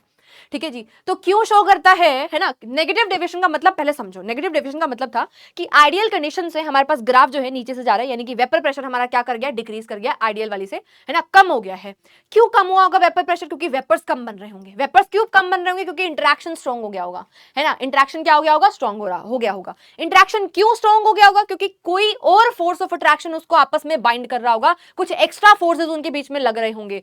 अब हम इन दोनों को अगर ध्यान से देखें तो CHCl3 और एसीटोन के अंदर, है ना, खुद के अंदर प्योर स्टेट में कोई खास फोर्स ऑफ अट्रैक्शन नहीं होते, पर ये जब आपस में जुड़ते हैं तो इसका H और इसका O आपस में H बॉन्डिंग करते हैं, हाइड्रोजन बॉन्डिंग करते हैं, जिसकी वजह से फोर्स ऑफ अट्रैक्शन बेटा जी यहाँ पर बढ़ते हैं। एंड इसी वजह से, है ना, ये क्या शो करते हैं बेटा, H बॉन्डिंग की वजह से यहाँ पर क्या होता है भाई, आपके पास फोर्स ऑफ अट्रैक्शन बढ़ते हैं, एस्केपिंग टेंडेंसी डिक्रीज करती है, that's why they show negative deviation. ठीक है, इंपॉर्टेंट है, प्लीज इसको भी ध्यान रखेंगे, फ्री के नंबर हैं। अगला पॉइंट हम शुरू करने जा रहे हैं, that is your colligative property, one of the most important topic of this chapter solutions. ठीक है, तो ये भी आपको आना चाहिए भाई। सॉल्यूशंस के अंदर कॉलिगेटिव प्रॉपर्टी की अगर हम बात करते हैं तो डेफिनेशंस आपको पता है कॉलिगेटिव प्रॉपर्टी क्या होती है। ये हमारे पास, है ना, नंबर के ऊपर डिपेंड करती है, नंबर ऑफ सॉलिड पार्टिकल्स के ऊपर डिपेंड करती है, क्वालिटी के ऊपर डिपेंड नहीं करती, क्वांटिटी के ऊपर डिपेंड करती है। तो इसकी डेफिनेशन भी भाई कई बार 1 मार्क के अंदर पूछी जाती है ना। तुम सोचते होगे यार कि फिजिकल में क्या ही डेफिनेशंस आएंगी, है ना। बहुत बार ऐसा हो जाता है कि हम सोचते हैं यार फिजिकल में न्यूमेरिकल डेफिनेशन तुमको याद नहीं होती, डेफिनेशन आ गई और तुम फंस गए, क्योंकि हमारे डेफिनेशन में पूरे नंबर आएंगे नहीं, क्योंकि हमने लैंग्वेज याद कर नहीं रखी। तो भाई कर लेना, इसको देख लेना। नेक्स्ट हमारे पास आता है बेटा 4 टाइप के हमारे पास कॉलिगेटिव प्रॉपर्टी आती है। सबसे पहले relative lowering in vapour pressure हमारे पास आता है ना, क्योंकि सॉल्यूट को जब हम ऐड कर रहे हैं, नॉन वोलेटाइल सॉल्यूट को ऐड करने की वजह से हमारे पास वेपर प्रेशर क्या कर जाता है, लोअर डाउन कर जाता है। तो सबसे पहली कॉलिगेटिव प्रॉपर्टी हमारे पास आती है relative lowering in vapour pressure, जिसका फॉर्मूला आपको ध्यान रखना है, mole fraction of solute is equal to P naught minus PS upon में P नॉट। यहाँ पर जो P नॉट है ये हमें क्या बता रहा है भाई, प्योर स्टेट का वेपर प्रेशर बता रहा है, और वहीं पे जो PS है ये बेटा जी आपके सॉल्वेंट का, किसका बता रहा है, सॉल्यूशन का बता रहा है ना, वेपर प्रेशर ऑफ सॉल्यूशन बता रहा है, सॉल्यूशन का वेपर प्रेशर बता रहा है। तो भाई जो प्योर वाला सॉल्वेंट है हमारे पास, ये जो S है ये सॉल्यूशन को रिप्रेजेंट कर रहा है। तो यानी कि यहां पर नॉन वोलेटाइल सॉल्यूट एडेड है, यानी कि इस केस में हमेशा जो P नॉट की वैल्यू है वो PS से क्या होगी, बड़ी होगी। जब यहां पर हम बात कर रहे हैं वोलेटाइल नॉन वोलेटाइल सॉल्यूट को अगर हमने ऐड करा हुआ है हमारे वोलेटाइल सॉल्वेंट के अंदर, उस केस में। नेक्स्ट हमारे पास आता है ऑस्मोटिक प्रेशर। ऑस्मोटिक प्रेशर के ऊपर भी काफी सारे क्वेश्चन पूछे जाते हैं। Pi is equal to CRT इसका क्या है, फॉर्मूला है, जिसके अंदर हमारे पास R गैस कॉन्स्टेंट है, T हमारे पास टेम्परेचर है, एंड C जो हमारे पास आता है बेटा ये हमारी कंसंट्रेशन है, कंसंट्रेशन टर्म है, दैट इज मोलारिटी यहां पर है। तो यहां पर हम C को सब्स्टिट्यूट करके ये वाला फॉर्मूला भी लिख सकते हैं, है ना। हमने क्या लिखा, pi is equal to CRT लिखा है। अब मैं यहां पर C को सब्स्टिट्यूट करके क्या लिख सकती हूं, मोल्स अपॉन में वॉल्यूम एंड RT, है ना। तो यहां पर pi V is equal to NRT भी हम लिख सकते हैं। PV is equal to NRT से आप इसको कंपेयर कर सकते हो, वहां पर P लिखते हैं, यहां पर हमने पाई लिखा है, पाई हमें ऑस्मोटिक प्रेशर के बारे में बता रहा है। नेक्स्ट हमारे पास बेटा जी एलिवेशन इन बॉइलिंग पॉइंट आता है, यानी कि जब हमने सॉल्ट या फिर कोई नॉन वोलेटाइल सोल्यूट को ऐड कर दिया है तो बॉइलिंग पॉइंट बढ़ जाता है, नॉर्मल बॉइलिंग पॉइंट से बढ़ जाता है, क्योंकि उस केस में हमारे पास जो वेपर प्रेशर है वो क्या कर रहा है, डिक्रीज। वेपर प्रेशर घटेगा तो बॉइलिंग पॉइंट बढ़ेगा, ठीक है, आपस में ये रिलेटेड है। फॉर्मूला आपको ये ध्यान रखना है, delta TB is equal to K B M. और दूसरा फॉर्मूला हमारे पास क्या है, जब हमें चेंज निकालना है, डेल्टा टीबी निकालना है, तो टीबी माइनस में टीबी नॉट हमारे पास फॉर्मूला हो जाता है। नेक्स्ट हमारे पास है depression and freezing point. Depression and freezing point हमें क्या बताता है, delta T F is equal to में के एफ एम, राइट। तो ये जो के एफ है इसको क्या बोलते हैं हम, इसको हम बोलते हैं क्रायोस्कोपिक कांस्टेंट डेल्टा, और यहाँ पर जो के बी है इसको इब्यूलियोस्कोपिक कांस्टेंट कहा जाता है। इन दोनों के नाम काफी बार पूछ लेते हैं, ध्यान रखना, ठीक है जी। अच्छा, ये वाले फॉर्मूला को भी आप ध्यान रख सकते हो। यहाँ पर ये क्या बताया जा रहा है, elevation in your boiling point, और ये डिप्रेशन इन फ्रीजिंग पॉइंट का ग्राफ है, ठीक है जी। अब यहाँ पे सॉल्वेंट और सॉल्यूशन की लाइन को, ग्राफ को अगर हम देखते हैं तो भाई सॉल्वेंट का वेपर प्रेशर ज्यादा है क्योंकि वो प्योर कंडीशन में है, वहां पर वेपर ज्यादा बन रहे हैं, तो भाई टेम्परेचर के साथ साथ आपका वेपर प्रेशर भी बढ़ रहा है। पर ये जो है ना कर्व आपको दिखाई दे रहा है, नीचे वाली जो लाइन है सॉल्यूशन वाली लाइन, वो नीचे दिखाई गई है क्योंकि सॉल्यूशन के अंदर नॉन वोलेटाइल सोल्यूट को हमने ऐड कर दिया है। तो नॉन वोलेटाइल सोल्यूट ऐड करने की वजह से आपका वेपर प्रेशर क्या कर जाता है, यहाँ पर डिक्रीज कर जाता है, ठीक है, कंपैरेटिवली सॉल्वेंट से। तो इसी चीज को यहाँ पर समझाया गया है। सेम विद दिस, यहाँ पर आपको पता है जो वेपर प्रेशर और अगेन टेम्परेचर के बीच में हमने यहाँ पर ग्राफ लिया है, ठीक है जी। तो एक ऐसा पॉइंट जब आपके पास जो फ्रोजन सॉल्वेंट होता है और जो लिक्विड सॉल्वेंट है ना, उनका वेपर प्रेशर जब बराबर हो जाता है, एक ऐसा पॉइंट आता है जब वो बराबर हो जाता है, उस पर्टिकुलर पॉइंट के ऊपर किसी भी पर्टिकुलर सब्सटेंस की फ्रीजिंग स्टार्ट होती है। तो उस बेसिस पर हमने यहाँ पर इस ग्राफ को ड्रॉ करा है। ये दोनों ग्राफ्स भी आपको ढंग से पढ़ के जाने हैं भाई, इंपॉर्टेंट है इस पर्टिकुलर चैप्टर के लिए। फॉर्मुलाज आपको ध्यान होने चाहिए, डेफिनेशंस आपको पता होनी चाहिए। इसी के बाद relative lowering in vapour pressure, RLVP से इसको शॉर्ट फॉर्म में हम लिखते हैं। इसके कुछ और फॉर्मुलाज मैंने यहाँ पर लिखे हुए हैं, है ना, जिसका डेरिवेशन एज सच भाई मैंने यहाँ पर नहीं मेंशन करा है क्योंकि अभी फिलहाल हमें फॉर्मुलाज आने ज्यादा जरूरी है। तो भाई mole fraction of solute is equal to P naught minus P S upon में पी नॉट, मैं आपको P naught and P S बता चुकी हूँ कि होता क्या है। नेक्स्ट हमारे पास आता है भाई P naught minus P S upon में P S is equal to moles of solute upon में मोल्स ऑफ सॉल्वेंट। यहाँ पर एन क्या बता रहे हैं हमें, ये हमें बताता है बेटा जी क्या चीज, मोल्स के बारे में बताता है। एन क्या बताता है हमें, मोल्स, नंबर ऑफ मोल्स के बारे में इंफॉर्मेशन देता है। नंबर ऑफ मोल्स को हमने n से रिप्रेजेंट किया है, ठीक है जी। अब यहाँ पर एक और फॉर्मूला रिलेशन यहाँ पर है बेटा जी हमारे पास, मोलालिटी एंड योर RLVP के बीच में हमारे पास क्या है, एक रिलेशन दिया गया है। इसके ऊपर डायरेक्ट क्वेश्चन कई बार पूछ लेता है, डायरेक्ट आपको वैल्यूज दे रखी होंगी, आप वैल्यू को पुट करेंगे and you can calculate your answer, ठीक है जी। इसी के साथ बेटा जी ऑस्मोटिक प्रेशर की कुछ इंपॉर्टेंट डेफिनेशंस, ठीक है, जो पूछ ली जाती है 1 मार्क में। आपको एक न्यूमेरिकल दे दिया, एक लॉजिकल क्वेश्चन दे दिया और एक 1 मार्क के अंदर आपको डेफिनेशन पूछ लिया। आपको पता होना चाहिए ऑस्मोसिस क्या होता है, ऑस्मोटिक प्रेशर क्या होता है, आइसोटोनिक सॉल्यूशन क्या होता है, हाइपरटोनिक सॉल्यूशन क्या है, रिवर्स ऑस्मोसिस यानी कि RO क्या है, किस तरीके से RO हम जो टेक्निक है हम डीसैलिनेशन कैसे करते हैं, फॉर डीसैलिनेशन हम ऑस्मोसिस करते हैं या फिर रिवर्स ऑस्मोसिस करते हैं, ऐसे क्वेश्चन पूछ लेता है। फॉर डीसैलिनेशन हम क्या करते हैं भाई, हमारे घर में जो वाटर प्योरीफायर है वहां पर रिवर्स ऑस्मोसिस का प्रोसेस होता है यानी कि RO होता है। तो ये सारी definitions please read it out, ठीक है, इनको लर्न कर लेना। 1 मार्क में काफी बार PYQs है ना, प्रीवियस ईयर के अंदर बहुत बार 1 मार्क के अंदर बेटा जी पूछी गई डेफिनेशंस है, प्लीज लर्न देम, ठीक है, इनको आपको याद करना पड़ेगा। इसमें मैम क्या कर सकती हैं, one more important we can say topic है ना, जो कि है आपके पास भाई van't Hoff factor. Van't Hoff factor से रिलेटेड क्वेश्चंस आते हैं, छोटे छोटे से लॉजिकल क्वेश्चंस आते हैं, बहुत ज्यादा एक्सटेंसिव कैलकुलेशन वाले क्वेश्चंस यहाँ से कम देखे गए हैं, आते हैं पर कम आते हैं, पर ज्यादातर इजी से छोटे छोटे कैलकुलेशन वाले क्वेश्चंस आते हैं। तो भाई यहाँ पर आपको पता है हमने जितने भी कॉलिगेटिव प्रॉपर्टीज के फॉर्मूला पढ़े थे वहां से सही आंसर नहीं निकल रहा था। क्यों? क्योंकि वहां पर हमने जो भी सॉल्यूट डाला, जैसे फॉर एग्जांपल NaCl डाला, तो NaCl का डिसोसिएशन, NaCl क्या करेगा भाई, पानी में जाने के बाद वो डिसोसिएट करता है, या कोई ऐसा सब्सटेंस है जैसे कि हमारे पास एसिटिक एसिड है, ठीक है, तो वो क्या करता है बेटा, वो एसोसिएशन करता है। तो हमने हमारे गिवन सॉल्यूट का, ठीक है, जो हमने सॉल्यूट को डाला है, जो हमने सॉल्यूशन बनाया उसमें सॉल्यूट को जो हमने डाला, उसके एसोसिएशन और डिसोसिएशन को हमने कंसिडर ही नहीं करा, ठीक है, हमने कंसिडर नहीं कहा, हमने कहा कि हमने तो NaCl डाल दिया। अरे भाई वो पानी में जाने के बाद तो Na पॉजिटिव और Cl नेगेटिव के अंदर कन्वर्ट हो जाएगा, है ना, कन्वर्ट हो जाएगा। तो भाई इसी वजह से एसोसिएशन और डिसोसिएशन को बताने के लिए, है ना, उसके बारे में सारी इंफॉर्मेशन देने के लिए हमने एक फैक्टर पढ़ा जिसको हम बोलते हैं वेंट हॉफ फैक्टर, जिसको हम इस तरीके से I से रिप्रेजेंट करते हैं। इसका फॉर्मूला आपको आना चाहिए, क्या बताता है ये, नॉर्मल मोलर मास अपॉन में एब्नॉर्मल मोलर मास के बारे में इंफॉर्मेशन देता है, which is equal to observed colligative property upon में कैलकुलेटेड कॉलिगेटिव प्रॉपर्टी, ठीक है। यानी कि आपको पता है अगर मैंने यहां पर लिखा है delta TB is equal to में KB M, तो आपको पता है आपके पास सही फॉर्मूला क्या होगा जब इसको मैं मल्टीप्लाई कर दूंगी किससे, वेंट हॉफ फैक्टर से। तो भाई इसको वेंट हॉफ फैक्टर से ही हमने क्यों मल्टीप्लाई करा भाई, यहां पर हमने फॉर्मूला क्या देखा वेंट हॉफ फैक्टर का, ऑब्जर्व्ड कॉलिगेटिव प्रॉपर्टी अपॉन में हमारे पास क्या है कैलकुलेटेड। कैलकुलेटेड कहां से, जो हमारे पुराने फॉर्मूला से, जो हमारे ओल्ड फॉर्मूला से, है ना, जो हमारे पुराने फॉर्मूला थे, ओल्ड फॉर्मूला थे, वहां से जो कैलकुलेट करा। अपॉन में हमने क्या लिखा है, ऑब्जर्व्ड कॉलिगेटिव प्रॉपर्टी, जो हमारी ऑब्जर्वेशन से आई है, जो सही वाली है, जो क्या है, सही वाला आंसर है। तो सही वाला आंसर निकालने के लिए हम क्या कर सकते हैं, है ना, इसको क्रॉस मल्टीप्लाई कर देंगे, यानी कि ओल्ड फॉर्मूला के अंदर वेंट हॉफ फैक्टर को मल्टीप्लाई कर देंगे तो सही वाला आंसर आ जाएगा। इसी वजह से हमेशा मैं इसको आपको याद करवाती हूँ, van't Hoff factor I is equal to असली अपॉन में नकली।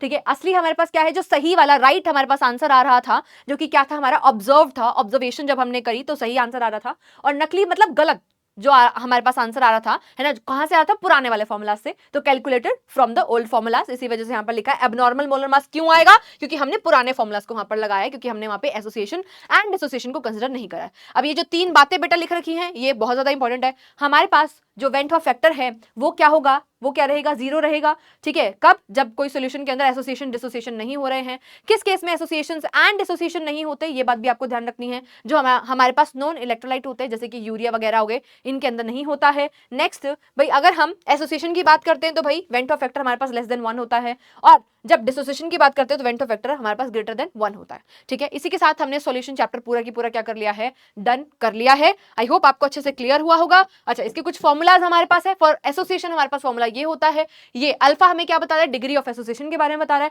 और यहाँ पर जो अल्फा है ये हमें degree of association, sorry, dissociation के बारे में बता रहा है। वेंट ऑफ फैक्टर -1 अपॉन में n-1। n हमें क्या बताता है बेटा, ये हमें number of moles of product बताता है ना, जो हमारे पास प्रोडक्ट बना है उसके कितने मोल हमारे पास बने हैं, वही हमें क्या बताता है, n के बारे में इंफॉर्मेशन दे रहा होता है। क्या सभी को क्लियर है? ठीक है, तो भाई ये हमें क्या बताता है, ये चीज, ये पॉइंटर आपको ध्यान रखना है। Went Hoff factor extent of association और डिसोसिएशन के बारे में इंफॉर्मेशन देता है। एंड अगर आपके पास 100% डिसोसिएशन हो रही है, उस केस में आपके पास जो वेंट ऑफ फैक्टर है वो 1 के बराबर आता है। वेंट ऑफ फैक्टर उसके लिए हम क्या मानते हैं, 1 मानते हैं। अगर आपके पास, है ना, अगर आपके पास क्या आ रहा है बेटा जी, यहाँ पर 100% डिसोसिएशन हो रही है, तो इस चीज को भी आप ध्यान रखेंगे। 100% डिसोसिएशन हो रही है तो वेंट ऑफ फैक्टर को हम 1 मानेंगे। क्लियर है?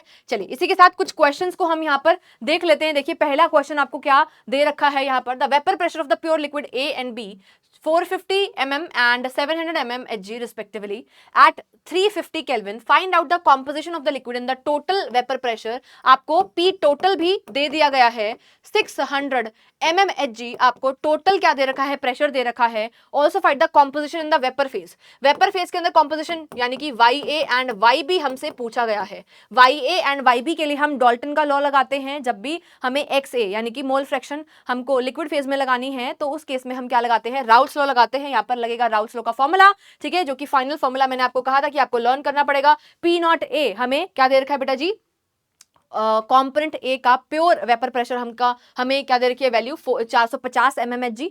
एंड उसी तरीके से पी टी भी हमको दे रखा है विच इज 600। वैसे ही P0 B भी हमको दे रखा है 700 mmHg। तो इस केस में हमने यहाँ पे सबसे पहले क्या किया है, कॉम्पोजिशन अगर हमको निकालनी है इन योर वेपर फेज, तो वो क्या होगा, ये गिवन, ये हमें we have to calculate here, YA YB हमको निकालना है। ठीक है, YA एंड YB बेटा जी हमको यहाँ पर निकालना है। तो सबसे पहले हम यहाँ पर निकालेंगे क्या, मुझे ये वाला फॉर्मूला यहाँ पर लगाना पड़ेगा। ठीक है जी, ये फॉर्मूला हमको लगाना पड़ेगा। पीटी की वैल्यू हमको यहाँ पर, पी टोटल की वैल्यू हमको दे रखी है। ठीक है, तो सबसे पहले भाई थ्रू दिस फॉर्मूला हमें क्या निकालना क्या पड़ेगा, we have to calculate mole fraction of A. ठीक है, हमको क्या निकालना है, मोल फ्रैक्शन ऑफ ए हमको निकालना पड़ेगा फॉर दिस फॉर्मूला। इस फॉर्मूला के अंदर सारी वैल्यूज पुट करी, हमें सब कुछ पता है, हमें मोल फ्रैक्शन ऑफ ए नहीं पता। तो मोल फ्रैक्शन ऑफ ए जब हमने निकाला तो हमारे पास क्या आ गया, 0.40 हमारे पास आ गया मोल फ्रैक्शन। तो मोल fraction of be in the liquid phase, है ना, तो भाई आपको पता है mole fraction of A plus में मोल फ्रैक्शन ऑफ बी किसके बराबर होता है, 1 के बराबर होता है। तो भाई यहाँ पर मोल फ्रैक्शन ऑफ ए हमने निकाल लिया है, मोल फ्रैक्शन ऑफ बी निकालने के लिए 1 माइनस में मोल फ्रैक्शन ऑफ ए हम कर देंगे। इस तरीके से हमने माइनस करा। अब हमारे पास XA एंड XB आ चुका है बेटा जी, XA एंड XB आ चुका है। हमको PA एंड PB हम निकाल सकते हैं। ठीक है, हमको निकालना क्या है, वाई ए वाई बी निकालना है। For Y A Y B हमारे पास फॉर्मूलाज ये हैं, ठीक है, हमारे पास फॉर्मूला ये है, P A is equal to Y A into में पी टोटल, डॉल्टन का लॉ यहाँ पर लगा रखा है बेटा जी। वैसे ही पी बी जो है वाई बी इंटू में पी टी के बराबर है। पी टी हमें पता है, ये हमको निकालना था भाई, उसके लिए हमको ये चाहिए था, तो ये निकालने के लिए ये पूरी की पूरी मशक्कत करी जा रही है जो हम सॉल्व कर रहे हैं। तो भाई यहाँ से राउल्ट लॉ लगाकर हमने पी ए और पी बी की वैल्यू निकाली है ना, डायरेक्टली हमने मल्टीप्लाई करा और इसके अंदर हम वैल्यूज को पुट करके हम आंसर निकाल सकते हैं। वाई ए निकल जाएगा, वाई बी भी हमारे पास आसानी से निकल सकता है। बहुत इजी क्वेश्चन, ठीक है। आई होप आपको समझ में आ गया है बेटा। एनसीईआरटी का ये क्वेश्चन है और बेटा एनसीईआरटी में जो कॉन्सेप्चुअल क्वेश्चन दे रखे हैं वो भी काफी बार पूछे जाते हैं। नेक्स्ट है हमारे पास Henry law is the special case of your Henry's law, ठीक है, सॉरी राउल्स लॉ जो है हेनरी लॉ का स्पेशल केस है। कैसे, ये भी आपका प्रीवियस ईयर का क्वेश्चन है, 2 मार्क के अंदर पूछा गया क्वेश्चन है भाई, ठीक है, तो इसको भी आप ध्यान रखेंगे। इसका आंसर हमने यहाँ पर प्रॉपर्ली मेंशन करा हुआ है, यू नो वेरी वेल। ये हमारे पास क्या है, हमारे पास ये क्या दे रखा है बेटा जी, आपका राउल्स लॉ है। ये क्या है हमारे पास, राउल्स लॉ है, ठीक है। और ये क्या है हमारे पास, है ना, यहाँ पर आपको पता है पार्शियल प्रेशर जो है वो KH इंटू में मोल फ्रैक्शन के बराबर होता है of the gas and liquid. तो ये हमारे पास हेनरीज लॉ है। यहाँ पर इन दोनों P को जब हम कंपेयर करेंगे तो हम पाएंगे कि जब हमारे पास P नोट और KH बराबर हो जाएगा उस केस में हमारा जो राउल्स लॉ है वो हेनरी लॉ का स्पेशल केस बन जाएगा। इतना पूरा थ्योरी आप इसके अंदर लिख कर आएंगे, प्रॉपर्ली सारी चीजें मेंशन करके आएंगे, आपको बेटा पूरे नंबर मिलेंगे। 2 मार्क के अंदर ये वाला क्वेश्चन पूछा गया है पिछले सालों में, ठीक है जी। अगेन ये वाला क्वेश्चन आप यहाँ पर देख सकते हो, देखिए क्या दे रखा है यहाँ पर आपको 3 आपको बीकर दे रखे हैं, P1 P2 P3 आपको पूछा हुआ है कि किस तरीके से आप अरेंज करेंगे, ठीक है। तो भाई सब जिसके अंदर सबसे ज्यादा सॉल्यूट के पार्टिकल हैं उसका वेपर प्रेशर सबसे ज्यादा कम हो जाएगा क्योंकि उतना ज्यादा कवर कर रखा होगा, ठीक है जी, उतना ज्यादा क्या कर रखा होगा, कवर कर रखा होगा। तो भाई जो 3 वाला है ना उसका वेपर प्रेशर सबसे क्या होने वाला है, कम होने वाला है। तो P1 P2 P3 ये हमारे पास क्या हो जाएगा, राइट आंसर। इसका आंसर भी मेंशन कर रखा होगा, P1 P2 P3 will be your right answer. I hope आप सभी को अच्छे से क्लियर हो गया है। इस तरीके के क्वेश्चन आपके पेपर में पूछे जा सकते हैं, ठीक है जी।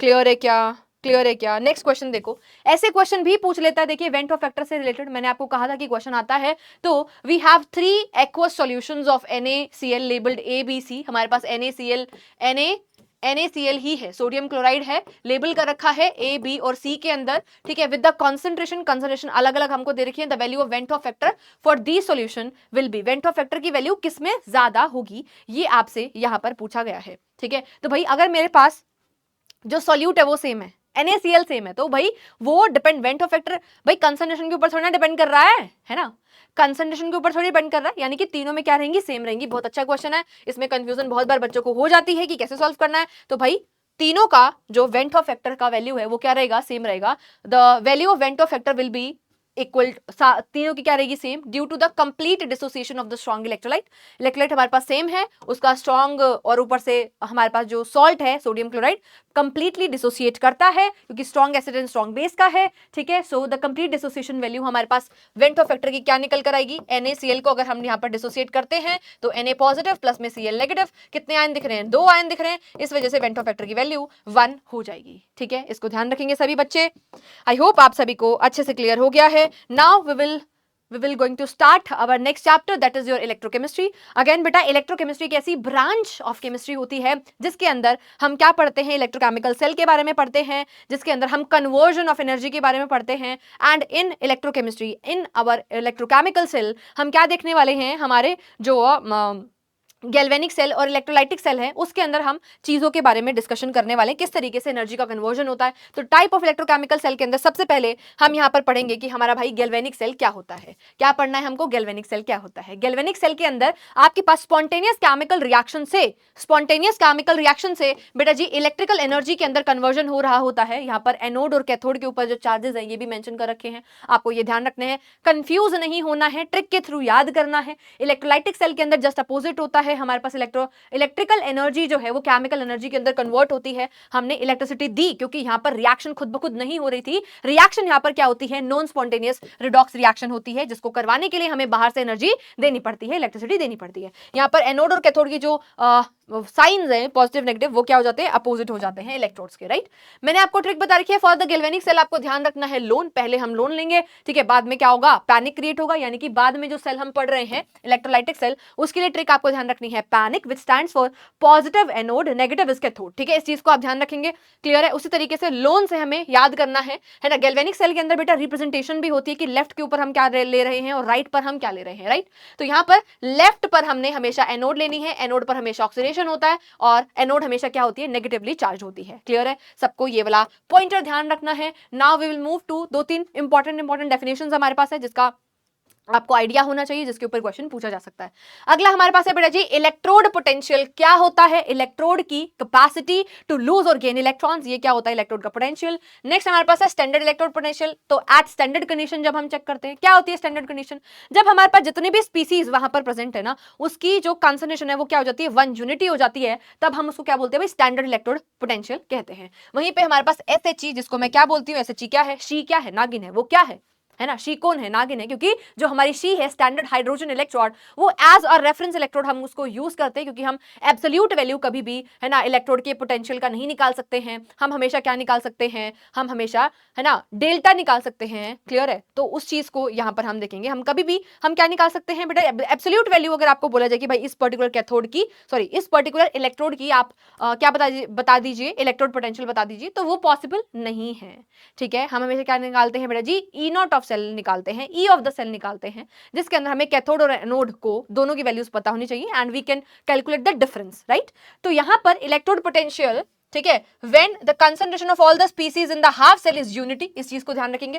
Potential difference that develop between the electrode and electrolyte, electrode और इलेक्ट्रोलाइट के बीच में है ना जो जंक्शन है उसके बीच में जो चार्जेस का डिफरेंस आता है बेटा, है ना, उसकी वजह से उसको क्या बोला जाता है, इलेक्ट्रोड पोटेंशियल कहा जाता है। Potential difference between electrode and electrolyte को क्या बोलेंगे हम,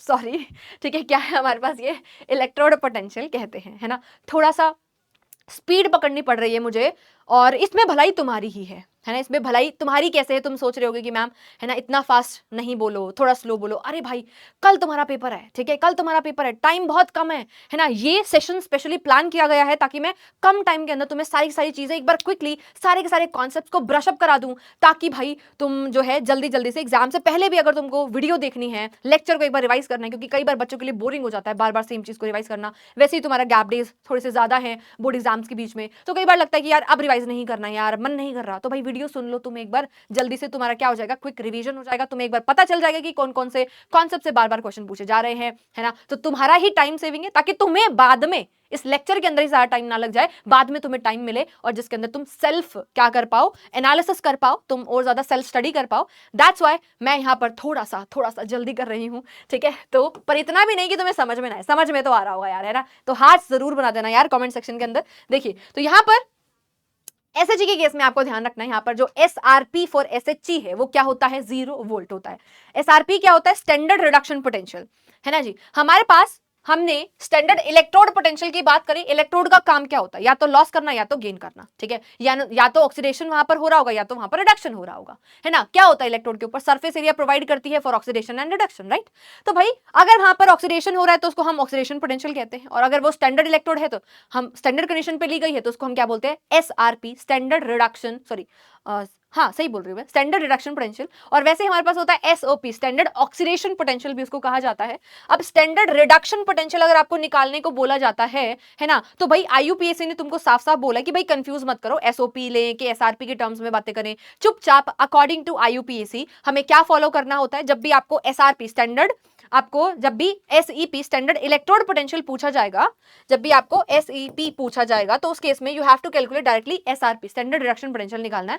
and for our reference electrode, हमारे पास जो शी है ना, शी के लिए हमने अज्यूम करा हुआ है कि हमारे पास जो स्टैंडर्ड रिडक्शन पोटेंशियल है वो कितना होता है, 0 वोल्ट होता है। कितना होता है बेटा जी, 0 वोल्ट होता है। इस चीज को आप ध्यान रखेंगे, ठीक है जी।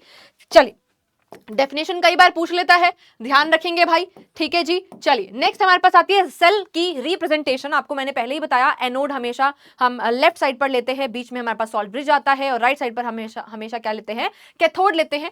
सेल रिप्रेजेंटेशन को हम ABC मेथड से समझ सकते हैं। ए यहाँ पर हमें क्या बताता है, एनोड लेफ्ट साइड पर, और सी हमेशा कैथोड पर लेते हैं, सॉरी जो सी है उसको हमेशा राइट साइड पर लेते हैं, और ये जो बी है बीचों बीच क्या आता है, सॉल्ट ब्रिज आता है, जो कि इंटरनल सर्किट को कंप्लीट करता है और चार्ज को न्यूट्रलाइजेशन में भी हमें हेल्प करता है, ताकि हमारा जो सेल है वो प्रॉपर्ली चलता रहे। नाउ इस वाले के फॉर्मूला के ऊपर बेस्ड बहुत बार क्वेश्चंस पूछे जाते हैं। ई नॉट ऑफ द सेल आपसे निकालना पूछा जा सकता है कि भाई ईएमएफ निकालो, ठीक है, आपको बोला जा सकता है, ठीक है, तो भाई आप ई नॉट ऑफ द सेल जब भी पूछेंगे तो आपके पास ई नॉट कैथोड माइनस में ई नॉट एनोड, ये वाला फॉर्मूला लगाना है, ठीक है, कैथोड में से एनोड का माइनस करना है, या फिर हायर माइनस लोअर, आप इस कॉन्सेप्ट के ऊपर भी जा सकते हैं। चलिए अब यहां पर हम क्या देखने वाले हैं, सेल की रिप्रेजेंटेशन हम कैसे करेंगे। तो सबसे पहले हम यहां पर जिंक की बात करते हैं। जिंक हमारा अगर एज अ एनोड काम कर रहा है तो उसको हमने यहां पर कहां पर रखा है बेटा जी, हमारे हमेशा लेफ्ट साइड पर उसको हमने रखा हुआ है। तो यहाँ पर जिंक सॉलिड से Zn+2 के अंदर कन्वर्ट हो रहा है, क्यों, क्योंकि उसने 2 इलेक्ट्रॉन्स को लूज करा है। तो भाई यहाँ पर ऑक्सीडेशन स्टेट 0 थी, 0 से +2 में जा रहा है, यानी कि ये क्या हो रहा है बेटा जी, यहाँ पर ऑक्सीडेशन हो रहा है, और एनोड पर ऑक्सीडेशन ही होता है। बीचों बीच हमने ये 2 लाइनें लगा दी जो कि सॉल्ट ब्रिज को रिप्रेजेंट करता है, और ये फेज बाउंड्री इसको बोला जाता है क्योंकि ये सॉलिड स्टेट में है और यहाँ पर फेज चेंज हो रहा है, यहाँ पर एक्वस मीडियम है। तो फेज चेंज के लिए सिंगल लाइन और डबल लाइन से हम सॉल्ट ब्रिज को रिप्रेजेंट करते हैं। यहाँ पर कॉपर +2 एक्वस स्टेट के अंदर है, ये कन्वर्ट हो रहा है बेटा बाय गेनिंग 2 इलेक्ट्रॉन्स, है ना, कॉपर 0 के अंदर कन्वर्ट हो रहा है, सॉलिड स्टेट के अंदर आ गया, ये एक्वस है ये सॉलिड है, तो दोनों में है ना यहाँ पर क्या है, फेज अलग है, फेज अलग है। तो इसी वजह से यहाँ पर क्या हो रहा है बेटा जी, +2 से 0 के अंदर कन्वर्जन हो रहा है, यानी कि अरे ये क्या हो गया, +2 से किसके अंदर कन्वर्जन हो रहा है, 0 के अंदर। Decrease in oxidation state is your reduction, ठीक है जी। तो इसको इस तरीके से हम रिप्रेजेंट करते हैं। एसआरपी और एसओपी में कुछ डिफरेंस नहीं है, सिंपल सा डिफरेंस है, बस नेगेटिव साइन होता है।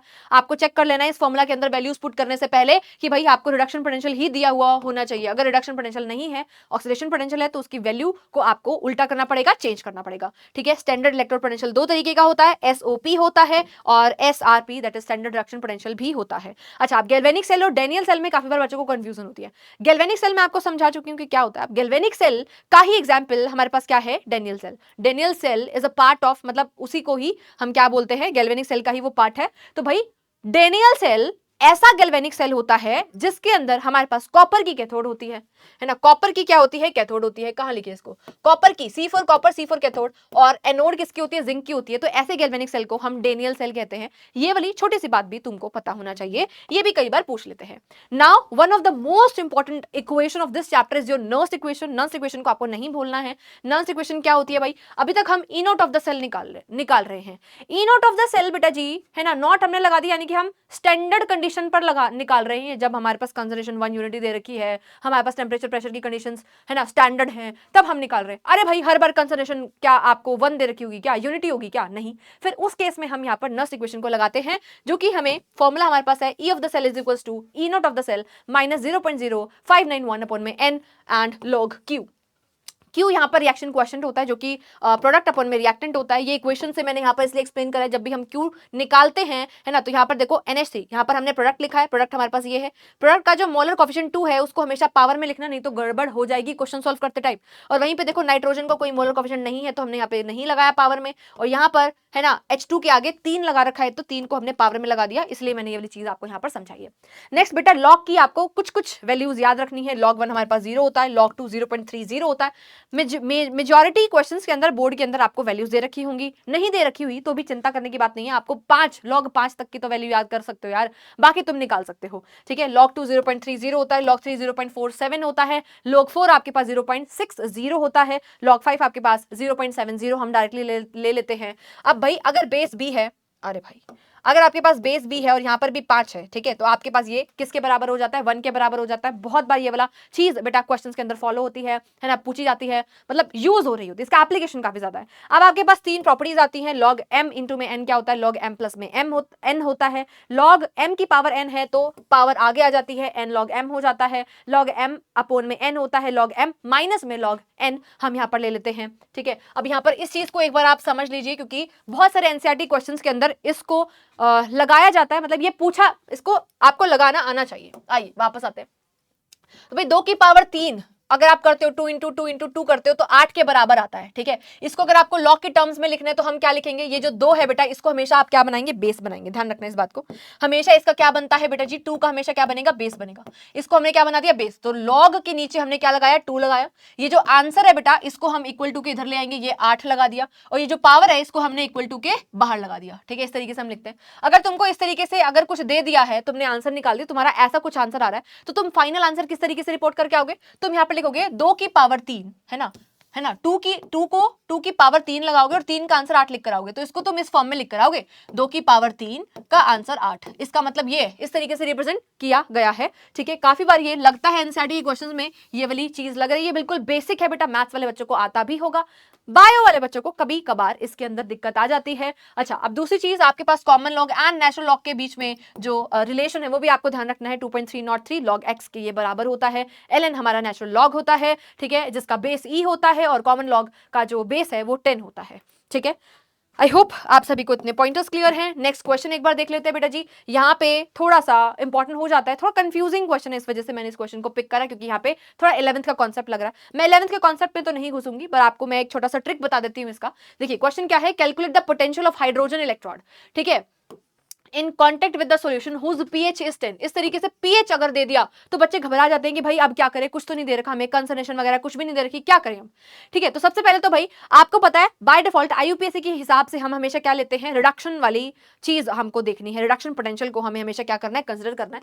इसी वजह से मैंने यहाँ पर रिडक्शन पोटेंशियल को यहाँ पर मेंशन करा है। हाइड्रोजन इलेक्ट्रोड की अगर हम बात करते हैं तो हाइड्रोजन इलेक्ट्रोड के अंदर हम हाइड्रोजन गैस को पास कर रहे होते हैं। दूसरा हमारे पास एसिड डला हुआ होता है बीकर के अंदर। कंसंट्रेशन का अगर आप ध्यान करोगे, याद करोगे भाई, कंसंट्रेशन में क्या बताया था, हाइड्रोजन गैस को पास करा था 1 atm पर, और साथ में हमारे पास 1 मोलर HCl से क्या आया, H पॉजिटिव आयंस आए।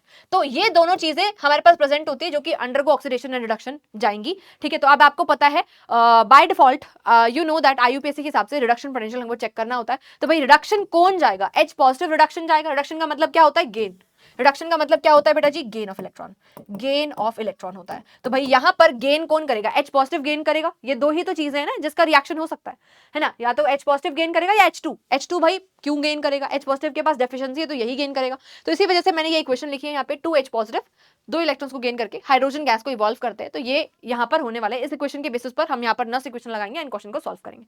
अब तुम कहोगे कि मैम यहाँ पे कंसिडरेशन, आप लॉग क्यू किस तरीके से यहाँ पर सॉल्व करेंगी, लॉग क्यू किस तरीके से, ई नॉट ऑफ द सेल। आपको पता है E naught of the cell जो हमारे पास होता है, जो इलेक्ट्रोड पोटेंशियल की हमारे पास वैल्यू होती है, जो हम स्टैंडर्ड वैल्यू मानते हैं note of the cell for your SHE, है ना, SHE की कितनी मानते हैं बेटा, 0 मानते हैं, है ना, 0 ही तो मानते हैं ना, 0 वोल्ट ही तो मानते हैं। तो उसको मैंने 0 पुट यहाँ पे कर दिया, 0.0591 अपन में n की वैल्यू हमने यहाँ पर 2 पुट कर दी है। लॉग Q के अंदर ये Q रिएक्शन क्वेश्चन हमने कैसे निकाला, ये 1 अपन में मैंने H पॉजिटिव का स्क्वायर किस तरीके से लगा दिया, है ना। 1 यहाँ पर हम क्या लिखते हैं बेटा जी, प्रोडक्ट लिखते हैं। प्रोडक्ट यहाँ पर गैसियस है तो यहाँ पे गैस और सॉलिड के लिए हम यूनिटी लगाते हैं, और अपोन में एक्वस मीडियम के अंदर जो हमारे पास H पॉजिटिव प्रेजेंट है, H पॉजिटिव लिखा एंड उसकी पावर मैंने क्या लगा दी बेटा, यहाँ पर 2 लगा दी है, ठीक है। अब भाई इसकी कंसंट्रेशन मुझे कैसे पता चलेगी, देखो इस चीज को ध्यान रखना। pH अगर तुमको क्वेश्चन में 10 दे रखा है तो H पॉजिटिव की कंसंट्रेशन हो जाएगी 10 की पावर -10। अगर आपको pH 3 दे रखा है यानी कि वहां पर H पॉजिटिव की कंसंट्रेशन को आप क्या लिखोगे, 10 की पावर -3 लिखोगे, ठीक है। इसको ट्रिक समझ लो, कुछ समझ लो, बाकी इसका कॉन्सेप्ट आप क्लास 11th के अंदर सीख कर आते हो pH के अंदर, ठीक है। पर कोई बात नहीं, अभी डायरेक्टली हम इस चीज को ध्यान रखेंगे क्योंकि वी डोंट हैव टाइम कि हम 11th का पोर्शन शुरू करें। pH 5 का मतलब क्या होगा बेटा, जैसे pH 3 का मतलब था 10 की पावर -3, वैसे pH 5 अगर तुमको दे दिया यानी कि 10 की पावर -5 हम यहाँ पर कंसंट्रेशन ले लेंगे। pH 8 का मतलब वो 10 की पावर -8 हम यहाँ पर क्या करेंगे, कंसिडर कर लेंगे कंसंट्रेशन को। सारी वैल्यूज को हम पुट करेंगे and we can calculate our answer. इस तरीके से हम आंसर निकाल लेंगे, ठीक है जी। तो यहां पर अगर हम देखें तो log A/B लग रहा है। log A/B का मतलब क्या होता है, log A माइनस में log B, ठीक है। इसको हमने सॉल्व करा, यहाँ पर पावर लग रही है, पावर हमारे पास आगे आ गई, 2 से 2 हमारे पास कैंसिल हो गया, ठीक है जी। इस तरीके से हमने इसको सॉल्व करा है। क्लियर है क्या, क्लियर है क्या, समझ में आया सभी को। 2 से 2 कट हो गया। अब यहाँ पे n आगे आ जाएगा, आगे आ जाएगा। log 10 हमारे पास 1 होता है, इसको हमने सॉल्व कर दिया, ये हमारे पास आंसर आ जाएगा। नेगेटिव में इसको इसका आंसर आपको निकाल कर आना है। नेक्स्ट बेटा जी, अगेन ये वाला क्वेश्चन, ये वाला फॉर्मूला भी इंपॉर्टेंट हो जाता है हमारे पास, equilibrium constant for your Nernst equation. तो E naught of the cell यहाँ पर क्या है बेटा जी, एट इक्विलिब्रियम कंडीशन होता क्या है हमारे पास, ई नॉट ऑफ द सेल जो होता है वो किसके बराबर होता है, 0 के बराबर होता है। फॉर्मूला के अंदर अगर मैं नर्स इक्वेशन के अंदर मैं इस चीज को अगर पुट करती हूँ तो मेरे पास डायरेक्टली आंसर ये निकल कर आता है। यहाँ पर मैंने log Q की जगह पे KC लिख दिया क्योंकि मैं एट इक्विलिब्रियम चेक कर रही हूँ। ठीक है, कैलकुलेशन के लिए एक छोटा सा टिप आप यहाँ पर ध्यान रखेंगे, अगर आपका इस तरीके से आफ्टर सॉल्विंग आपके पास आंसर आता है log KC, आपने आंसर पूरा सॉल्व कर लिया, आपके पास आया log KC, इसकी का आंसर 15.6 आ गया, तो आप कैसे लिख कर आओगे भाई, ये जो log है LOG जो इसको हमने log लिखा है, ये क्या है मेरे पास कॉमन log है, इसका बेस क्या होता है 10 होता है, तो इसको सॉल्व करने के लिए हम कैसे लिखेंगे, 10 की पावर 15.6 का आंसर क्या है KC, 10 की पावर 15.6 का आंसर क्या है KC, तो हमने KC को इस तरीके से लिख कर आना है। अब 10 की पावर 15.6 को आप प्रॉपर फर्दर सॉल्व कर सकते हो, 10 की पावर 15 इंटू 10 की पावर 0.6, इस तरीके से आप इसको सॉल्व कर सकते हो फर्दर।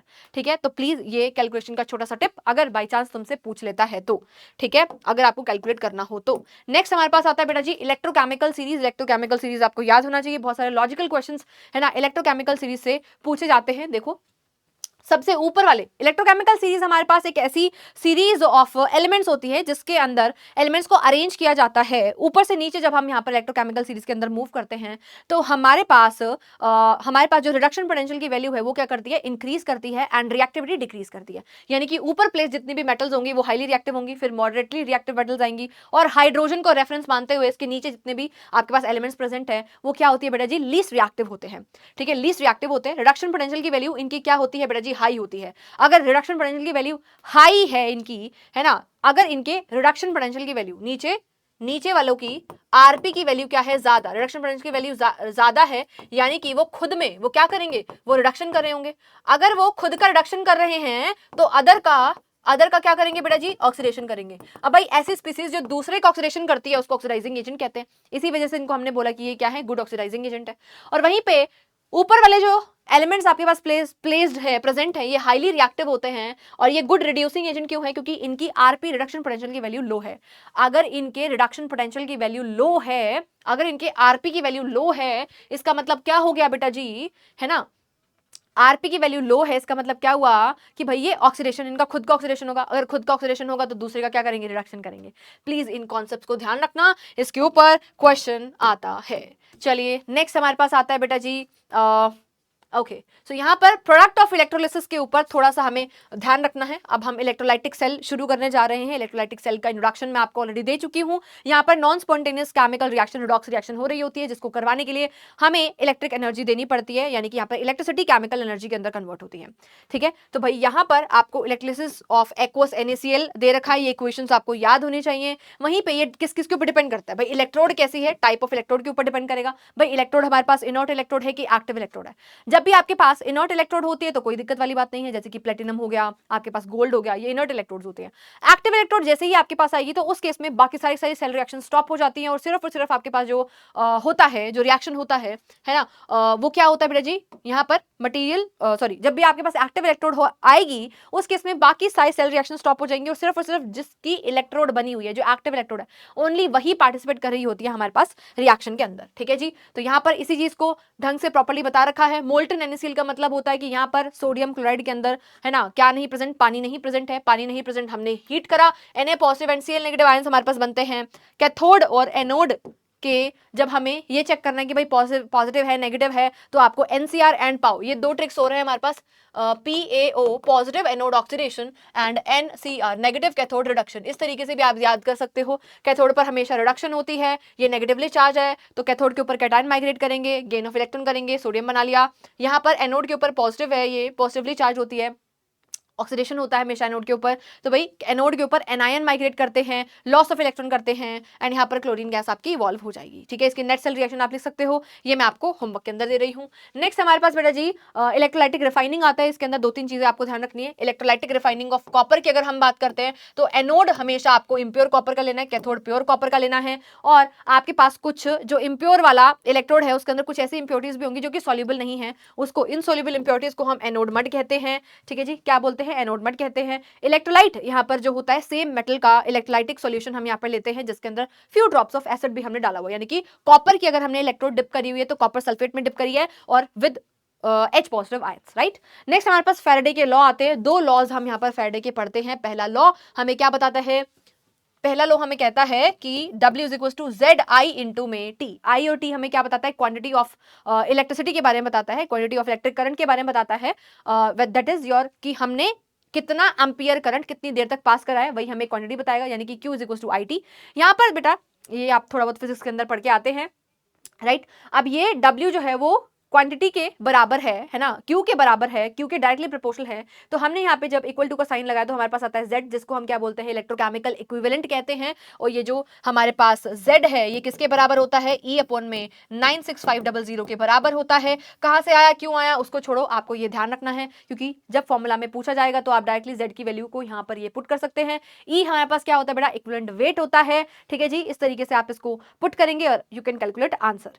सेकेंड लॉ हमें कहता है कि भाई W1 अपॉन में W2, यानी कि जब यहाँ पे हमने मान लो एक ऐसी सिचुएशन ली, एक ऐसी कंडीशन ली कि हमारे पास 2 मेटल्स है, पर हमने यहाँ पर चार्ज जो क्वांटिटी है ना, जो क्वांटिटी है वो हमने सेम पास करी है ना, same quantity of electric current अगर हमने पास करा है, 2 मेटल्स हमारे पास हैं, तो उस केस में वेट ऑफ प्रोडक्ट जो हमारे पास होगा डिफरेंट डिफरेंट मेटल्स का, है ना, तो इसको W1 अपॉन में W2 कर लेंगे, which is equal to E1 by में E2। ये क्या है हमारे पास, इक्विवेलेंट वेट के ये बराबर होता है। ये दोनों पॉइंटर्स को आप ध्यान रखेंगे, ठीक है। इसकी डेफिनेशंस भाई मैंने यहाँ पर लिख नहीं रखी है, पर प्लीज इसकी डेफिनेशन याद कर लेना। फैराडे लॉ की डेफिनेशन भी काफी बार आपके पेपर में पूछी जाती है। नाउ भाई प्रोडक्ट ऑफ इलेक्ट्रोलिसिस के ऊपर 2-3 चीजें अगर आप ये जो मैंने यहाँ पर BM विजन के अंदर लिख रखी है, इसको आप अगर ध्यान रखोगे तो आपके लिए चीजें थोड़ी सी और ज्यादा आसान हो जाएंगी, कभी भी गड़बड़ नहीं होगी, ठीक है भाई। जब भी आपको डिस्चार्ज देखने की किसका डिस्चार्ज कराए, ठीक है, तो अगर आपके पास हेलोजन और OH नेगेटिव के अंदर चॉइस है तो हमेशा हेलोजन रेस को जीतेगा और हेलोजन को ही आपको क्या करवाना है, डिस्चार्ज कराना है, ठीक है। तो फॉर डाइल्यूट इलेक्ट्रोलाइट, अगर आपके पास इलेक्ट्रोलाइट डाइल्यूट है, यानी कि वहां पर पानी की कंसंट्रेशन ज्यादा होगी, तो अगर पानी की कंसंट्रेशन ज्यादा है उस केस में हमेशा H और OH नेगेटिव हमेशा जीतेंगे रेस को। और अगर वहां पर other than halogen and OH negative, ठीक है, कोई या तो OH नेगेटिव है या तो हेलोजन के अलावा कोई और चीज अगर प्रेजेंट है तो हमेशा OH जीतेगा, OH विल विन, ठीक है। सल्फेट और नाइट्रेट कभी भी डिस्चार्ज नहीं होते हैं, कभी भी रेस को नहीं जीतते, क्योंकि इन्होंने बहुत जीवन में पाप करे हुए हैं, तो इस चीज को आप ध्यान रखेंगे। नेक्स्ट यहाँ पर है tendency of discharge of anion. Anion का डिस्चार्ज का कैपेसिटी, जब हम नीचे नीचे मूव करें तो भाई डिस्चार्ज होने की कैपेसिटी इंक्रीज कर रही है, I नेगेटिव की ज्यादा होती है, फिर Cl नेगेटिव, फिर Br नेगेटिव। सल्फेट और नाइट्रेट देखो सबसे ऊपर आ रहे हैं, यानी कि इनके डिस्चार्ज होने की कैपेसिटी बहुत ज्यादा कम है। इसको बोला जाता है सिलेक्टिव डिस्चार्ज या फिर प्रेफरेंशियल डिस्चार्ज ऑफ आयंस। यानी कि अगर मेरे पास मोर देन 1 कैटायन और एनायन है तो किसको डिस्चार्ज कराऊं, माइग्रेशन तो दोनों का होगा अपोजिट प्लेट्स के ऊपर, पर डिस्चार्ज उसका होगा जो कि रेस में जीतेगा, ठीक है, जो कि रेस में जीतेगा, यानी कि हमें चूज करना पड़ेगा कि किसका डिस्चार्ज कराए। तो ये इसी को ही कहा जाता है प्रेफरेंशियल डिस्चार्ज और सिलेक्टिव डिस्चार्ज, ठीक है जी। चलिए, तो इन पॉइंटर्स के बेसिस पर आप सिलेक्टिव डिस्चार्ज कर सकते हैं। नेक्स्ट हमारे पास आता है बेटा बैटरीज। प्राइमरी बैटरी क्या होती है, जिसको हम एक ही बार यूज कर सकते हैं। लेक्लांचे सेल इसका एग्जांपल है, मर्करी सेल इसका एग्जांपल है। मर्करी सेल बेटा जी थोड़ा सा इंपॉर्टेंट होता है, आपको ध्यान रखना है। सेकेंडरी सेल बेटा जी रिचार्जेबल होती है, बार बार इसको रिचार्ज कर सकते हैं, जैसे कि फोन का बैटरी, जैसे कि लैपटॉप का बैटरी, जिसको रिचार्ज हम कर सकते हैं। फ्यूल सेल बेटा जी बहुत ही ज्यादा अच्छा है ना, एफिशिएंट हमारे पास क्या है, सेल होता है, जिसका आपको जो है ये इक्वेशन ध्यान रखना है, ठीक है जी। ये बेटा इसके अंदर आपको सिंपली इक्वेशन लर्न करनी पड़ेंगी, मैम इसमें कुछ नहीं कर सकती हैं।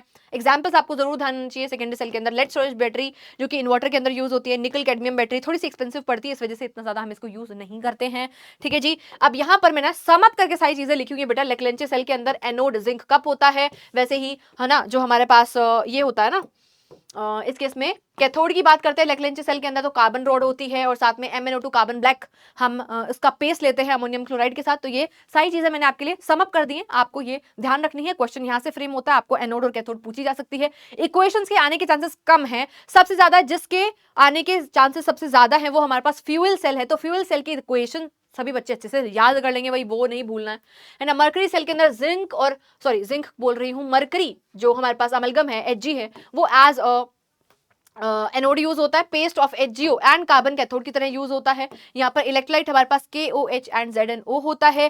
कांस्टेंट वोल्टेज आउटपुट बेटा जी इसका होता है, इसके ऊपर PyQ बनता है। आपसे पूछा जा सकता है भाई इसको क्यों यूज करते हैं, क्योंकि इसका जो आउटपुट है ना वोल्टेज का, वो क्या होता है, कांस्टेंट होता है, ठीक है। अब मानो जो आपके पास ये होती है ना मरकरी सेल जो होता है, इसको हम जो कान सुनने वाली जो मशीन होती है ना, जिसको थोड़ा सा कम सुनते हैं, जो मशीन यूज करते हैं, अब उसके अंदर यूज करते हैं। अब मानो अब वो क्या हो रहा है, धीरे धीरे धीरे धीरे, है ना, उसकी जो कैपेसिटी है सेल की वो क्या हो रही है, डाउन होती जा रही है, डाउन होती जा रही है। तो ऐसा होगा कि उस बंदे को थोड़ा कम कम कम कम सुनता रहेगा, उसको कोई मतलब नहीं है ना भाई, फायदा क्या है, फिर एफिशिएंसी डिक्रीज होती है। तो इस वजह से हम ऐसे सेल की यूज करते हैं कि खत्म तो खत्म, ऐसा नहीं कि डिक्रीज हो रहा है, कम हो रहा है। कांस्टेंट वोल्टेज जो आउटपुट देता है ना, वो कौन सा है हमारे पास, हमारा मरकरी सेल है, इसको ध्यान रखेंगे।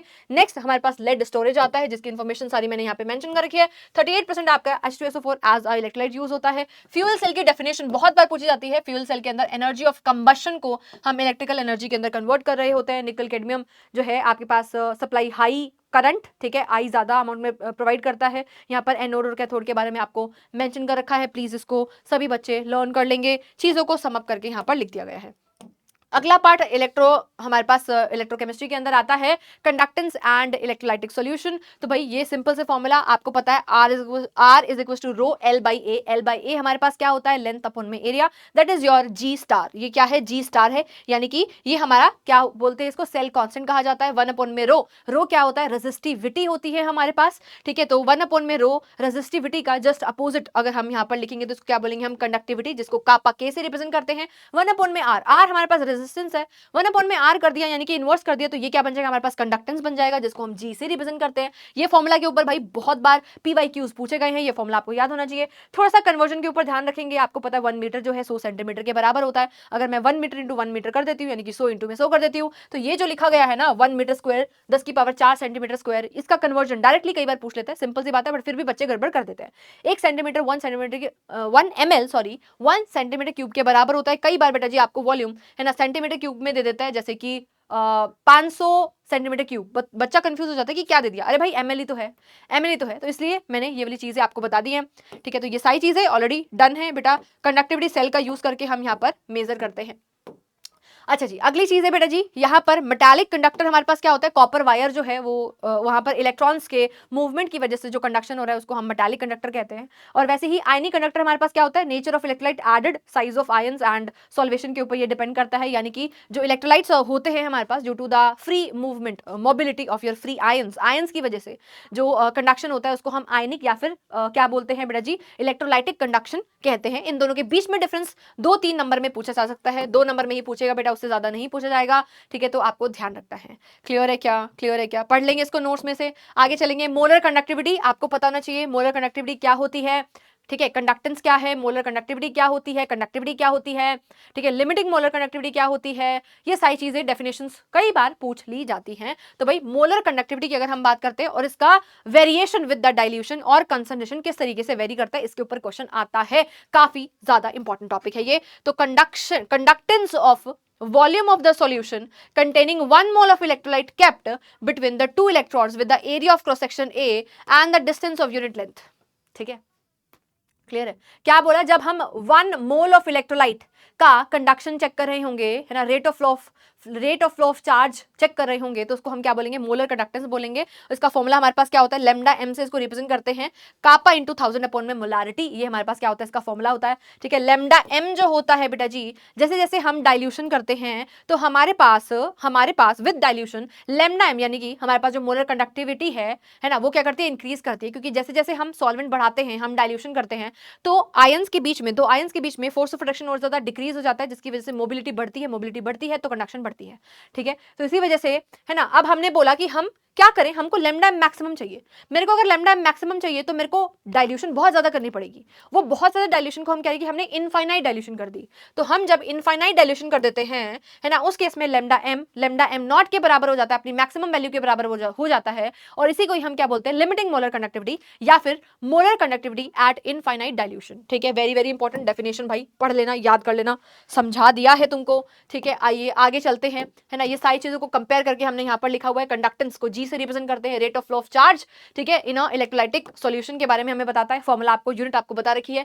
नेक्स्ट हमारे पास है कंडक्टिविटी के से इसको हम रिप्रेजेंट करेंगे, rate of flow of charge in 1 centimetre 1 centimetre cube volume, यानी कि एक फिक्स हमने यहाँ पर क्या ले लिया, 1 सेंटीमीटर क्यूब, एक यूनिटी वॉल्यूम के अंदर हमने कंसिडर कर लिया कि इसके अंदर ही चेक करना है। तो भाई विद डाइल्यूशन आपके पास कंडक्टिविटी जो है वो क्या करेगी बेटा, डिक्रीज करेगी, क्योंकि नंबर ऑफ आयंस डिक्रीज कर जाएंगे with in that particular 1 centimetre cube. इसी वजह से विद डाइल्यूशन आपके पास कंडक्टिविटी डिक्रीज करती है, जबकि लैम्डा मोलर कंडक्टिविटी आपके पास क्या करती है, बढ़ती है। ठीक है, rate of flow of charge in 1 mole of electrolyte of V volume. ठीक है, फॉर्मूला आपको यहाँ पर दे रखा है। दो ग्राफ्स यहाँ पर स्ट्रॉन्ग और वीक इलेक्ट्रोलाइट के बीच में आपको दे रखे हैं। These graph are very very very very important भाई, इसको छोड़ के नहीं जा सकते हो आप। लैम्डा एम और √C यानी कि कंसंट्रेशन के बीच में फॉर स्ट्रॉन्ग इलेक्ट्रोलाइट, यहाँ पर हम देखते हैं कि जैसे जैसे कंसंट्रेशन बढ़ रही है वैसे वैसे आपके पास molar conductivity that is lambda M decrease कर रही है, और शार्प डिक्रीज यहाँ पर आपको स्लो डिक्रीज होता हुआ आपको यहाँ पर क्या दिख रहा है, स्लोली डिक्रीज कर रही है। क्यों ऐसा, क्यों, क्योंकि यहाँ पर अल्फा की value for the strong electrolyte क्या होती है, कम होती है। जबकि अगर मैं वीक इलेक्ट्रोलाइट की बात करती हूँ तो यहाँ पे अल्फा है ना, जो हमारे पास डिग्री ऑफ डिसोसिएशन है, जो यहाँ पे हमारे पास डिग्री ऑफ आयोनाइजेशन है, वो विद डाइल्यूशन बढ़ जाता है। इसी वजह से यहाँ पर आपको कैसा दिखाई दे रहा है बेटा जी, ग्राफ एकदम से है ना डिक्रीजिंग ग्राफ दिख रहा है। ठीक है, तो इन दोनों पॉइंट्स को ध्यान रखेंगे, इसका रीजन तुमसे काफी बार एक्सप्लेन करवा लिया जाता है, तो ये भी आपको ध्यान रखना है। ठीक है जी, इसी के साथ अगला हमारे पास आता है बेटा जी कोरोजन। कोरोजन आपको पता है क्या होता है, layer by layer destructive oxidation of metal by the chemical and the atmospheric gases, यानी कि presence of oxygen, presence of moisture की वजह से जो आपके पास ये एक इलेक्ट्रोकेमिकल प्रोसेस होती है, जिसके अंदर क्या होता है बेटा जी, आपके पास रिएक्शन किसके साथ होता है, ऑक्सीजन के साथ, मॉइस्चर के साथ, वाटर के साथ, एंड वहां पर या तो उस पर्टिकुलर मेटल का ऑक्साइड का लेयर जमा हो जाता है उसके ऊपर, या तो उसके अदर सॉल्ट का लेयर जमा हो जाता है। जैसे कॉपर की अगर कोरोजन की बात करती हूँ तो कॉपर के ऊपर कॉपर कार्बोनेट की लेयर जमती है ना, जमा होती है, डिपॉजिट होती है। वैसे ही आयरन की बात करती हूँ तो वहां पर बेटा जी ऑक्साइड, आयरन का ऑक्साइड इकट्ठा हो जाता है, जिसको हम रस्ट बोलते हैं, जिसको क्या बोलते हैं, रस्ट। अब इसके प्रोटेक्शन की अगर हम बात करते हैं तो भाई कोटिंग कर दो, उसको कवर कर दो, ताकि वो मॉइस्चर के कांटेक्ट में आए ही ना डायरेक्ट। ठीक है, पेंटिंग कर सकते हो, बैरियर प्रोटेक्शन कर सकते हो, सैक्रिफिशियल प्रोटेक्शन कर सकते हो, जिसमें आप हाईली रिएक्टिव मेटल्स को उसके ऊपर लगा देते हो इलेक्ट्रोप्लेटिंग करके। ठीक है, और इलेक्ट्रिकल प्रोटेक्शन भी आप उसका कर सकते हो। ठीक है जी, तो इसका है ना, आई होप आपको क्लियर है। चलिए एक क्वेश्चन इसका देख लेते हैं। यहाँ पर आपको क्या दे रखा है, बहुत ही सुंदर सा डायग्राम बना रखा है। Ag पॉजिटिव का आपको यहाँ पर कंसंट्रेशन बता रखा है, और यहाँ पर कॉपर का इलेक्ट्रोड लिया है, यहाँ पर हमने Ag सिल्वर का इलेक्ट्रोड लिया है, और यहाँ पर हमारे पास क्या है, कॉपर 2 पॉजिटिव है। ठीक है जी, दोनों का कंसंट्रेशन आपको यहाँ पर दे रखा है। भाई अब यहाँ पर आपको बोला क्या है, write down the cell representation, आपको इसकी क्या लिखनी है, सेल का रिप्रेजेंटेशन लिखना है। ठीक है, electrode reactions and the cell reaction आपको लिखना है, and also calculate the cell potential, और आपको क्या निकालना है, इसका सेल का पोटेंशियल भी निकालना है। तो आप कैसे निकालोगे भाई, सेल का रिप्रेजेंटेशन आपको लिखना है, सेल की reaction, half cell reaction, net cell reaction आपको लिखनी है, और जब वो निकल आएगी एनोड कैथोड हमको पता होगा, तो हम डायरेक्टली है ना E naught of the cell निकाल सकते हैं, ई नॉट कैथोड माइनस में ई नॉट एनोड करके, राइट। तो भाई यहाँ पर सबसे पहले ये जो वैल्यूज आपको दे रखी है, ई नॉट की जो वैल्यूज दे रखी है, ये सबसे ज्यादा खास है। Ag प्लस से Ag0 यानी कि Rp दे रखा है, रिडक्शन पोटेंशियल, कॉपर +2 से कॉपर 0 यानी कि यहाँ पर आपको क्या दे रखा है, रिडक्शन पोटेंशियल दे रखा है, 0.34 वोल्ट आपको ये दे रखा है। क्या सभी को क्लियर है? क्या सभी को ये समझ में आया? बोलो भाई, क्या सभी को ये क्लियर हो रहा है, हाँ कि ना? चलें आगे। Write down the cell representation, cell representation लिखना है, तो इन दोनों में से बेटा आरपी की वैल्यू जिसकी ज्यादा है, इसकी आरपी की वैल्यू, रिडक्शन पोटेंशियल की वैल्यू ज्यादा है, तो भाई जिसकी आरपी की वैल्यू ज्यादा होती है उसी का ही क्या होता है, रिडक्शन होता है। जिसकी आरपी की वैल्यू ज्यादा होती है उसी का ही क्या होता है, रिडक्शन होता है। तो भाई इसका क्या होगा, इसका क्या होने वाला है, रिडक्शन होने वाला है। जिसका रिडक्शन होता है ना, रिडक्शन कहां पर होता है, कैथोड पर होता है कि एनोड पर होता है, जल्दी से बताइए। कैथोड पर हमेशा क्या होता है, रिडक्शन, यानी कि ये हमारे पास क्या बनेगी, कैथोड बनेगी। तो ये हमारे पास क्या है, कैथोड है। यहां से हमें समझ में आया, ये Ag हमारे पास क्या है बेटा जी, कैथोड है, और ये हमारे पास क्या क्या बन रही है, एनोड बन रही है, क्योंकि इसकी आरपी की वैल्यू हमारे पास क्या है, लो है।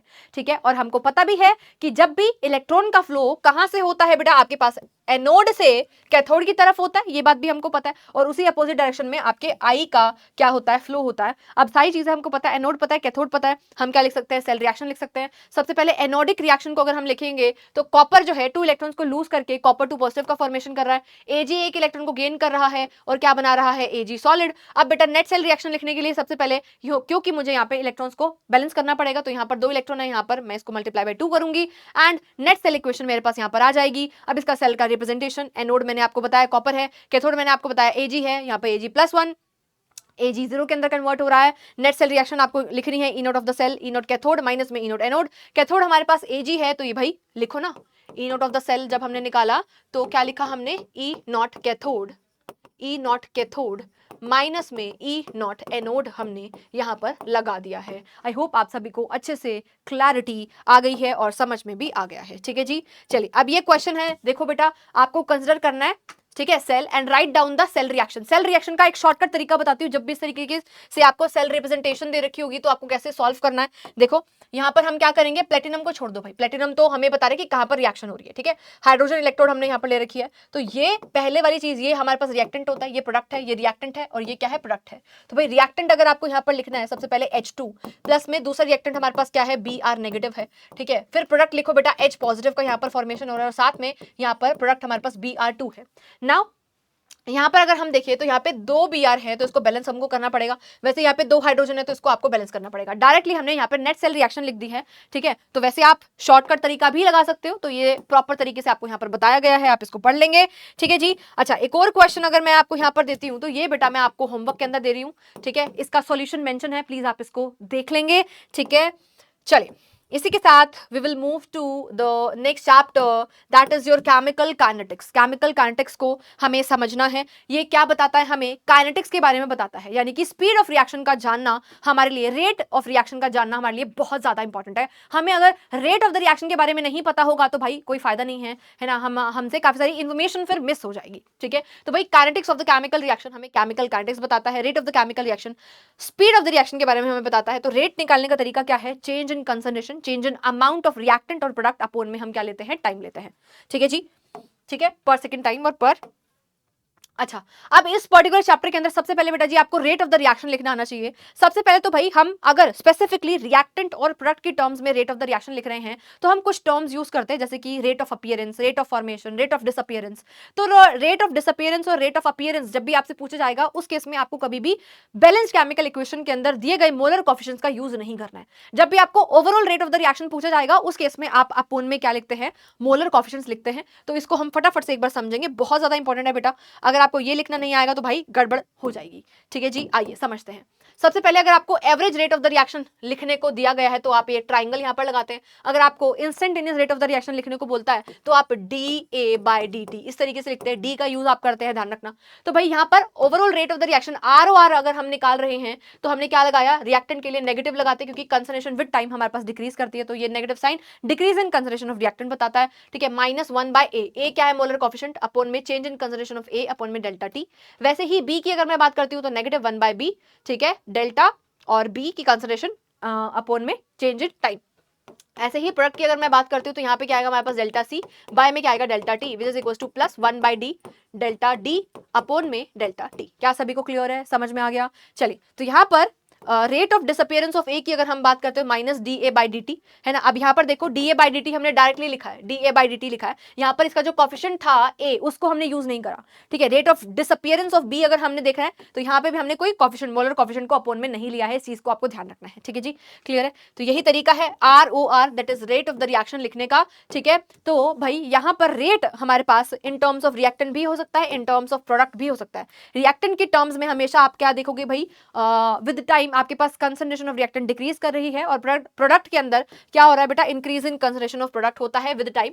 ठीक है, इस तरीके से रेट को अगर आपको प्रोडक्ट की टर्म्स में लिखना है तो हम क्या लिखेंगे, यहाँ पे पॉजिटिव साइन लगाते हैं, रिएक्टेंट की टर्म्स में हमेशा नेगेटिव साइन लगाते हैं। रेट आपको लिखना है तो C final minus C initial upon में T फाइनल माइनस में T इनिशियल आप निकालते हो। चेंज निकालने का यही तरीका है। दो तरीका क्या रेट होता है, average rate and your instantaneous rate. Average rate आपके पास एक लार्ज इंटरवल, एक एप्रिशिएबल इंटरवल ऑफ टाइम के ऊपर हम चेक करते हैं, और यहाँ पर स्मॉल इंटरवल होता है, DT जो है आपका बेटा जीरो को अप्रोच उस केस में कर रहा होता है। ठीक है, एट दैट पर्टिकुलर इंस्टेंट अगर हम कोई चीज निकाल रहे हैं, चेक कर रहे हैं। नेक्स्ट, इसी चीज को बेटा जो मैंने अभी आपको समझाया भाई, कंसंट्रेशन जो है आपके पास विद टाइम रिएक्टेंट की डिक्रीज करेगी और प्रोडक्ट की क्या करेगी, बढ़ेगी। उसी को ग्राफ के अंदर आपको यहाँ पे समझाया गया है और कुछ भी नहीं है यहाँ पर। आप यहाँ पर भी देख सकते हो कि भाई प्रोडक्ट हम यहाँ पर change in concentration of P यानी कि प्रोडक्ट देख रहे हैं, इंस्टेंटेनियस देख रहे हैं, तो इंस्टेंटेनियस के लिए हम यहाँ पर एक क्या लगाते हैं, टेंजेंट ड्रॉ करते हैं। तो ये टेंजेंट वाली चीज भी आपको पता होनी चाहिए। ठीक है जी, नेक्स्ट हमारे पास है molecularity and order of the reaction के अंदर डिफरेंस क्या होता है।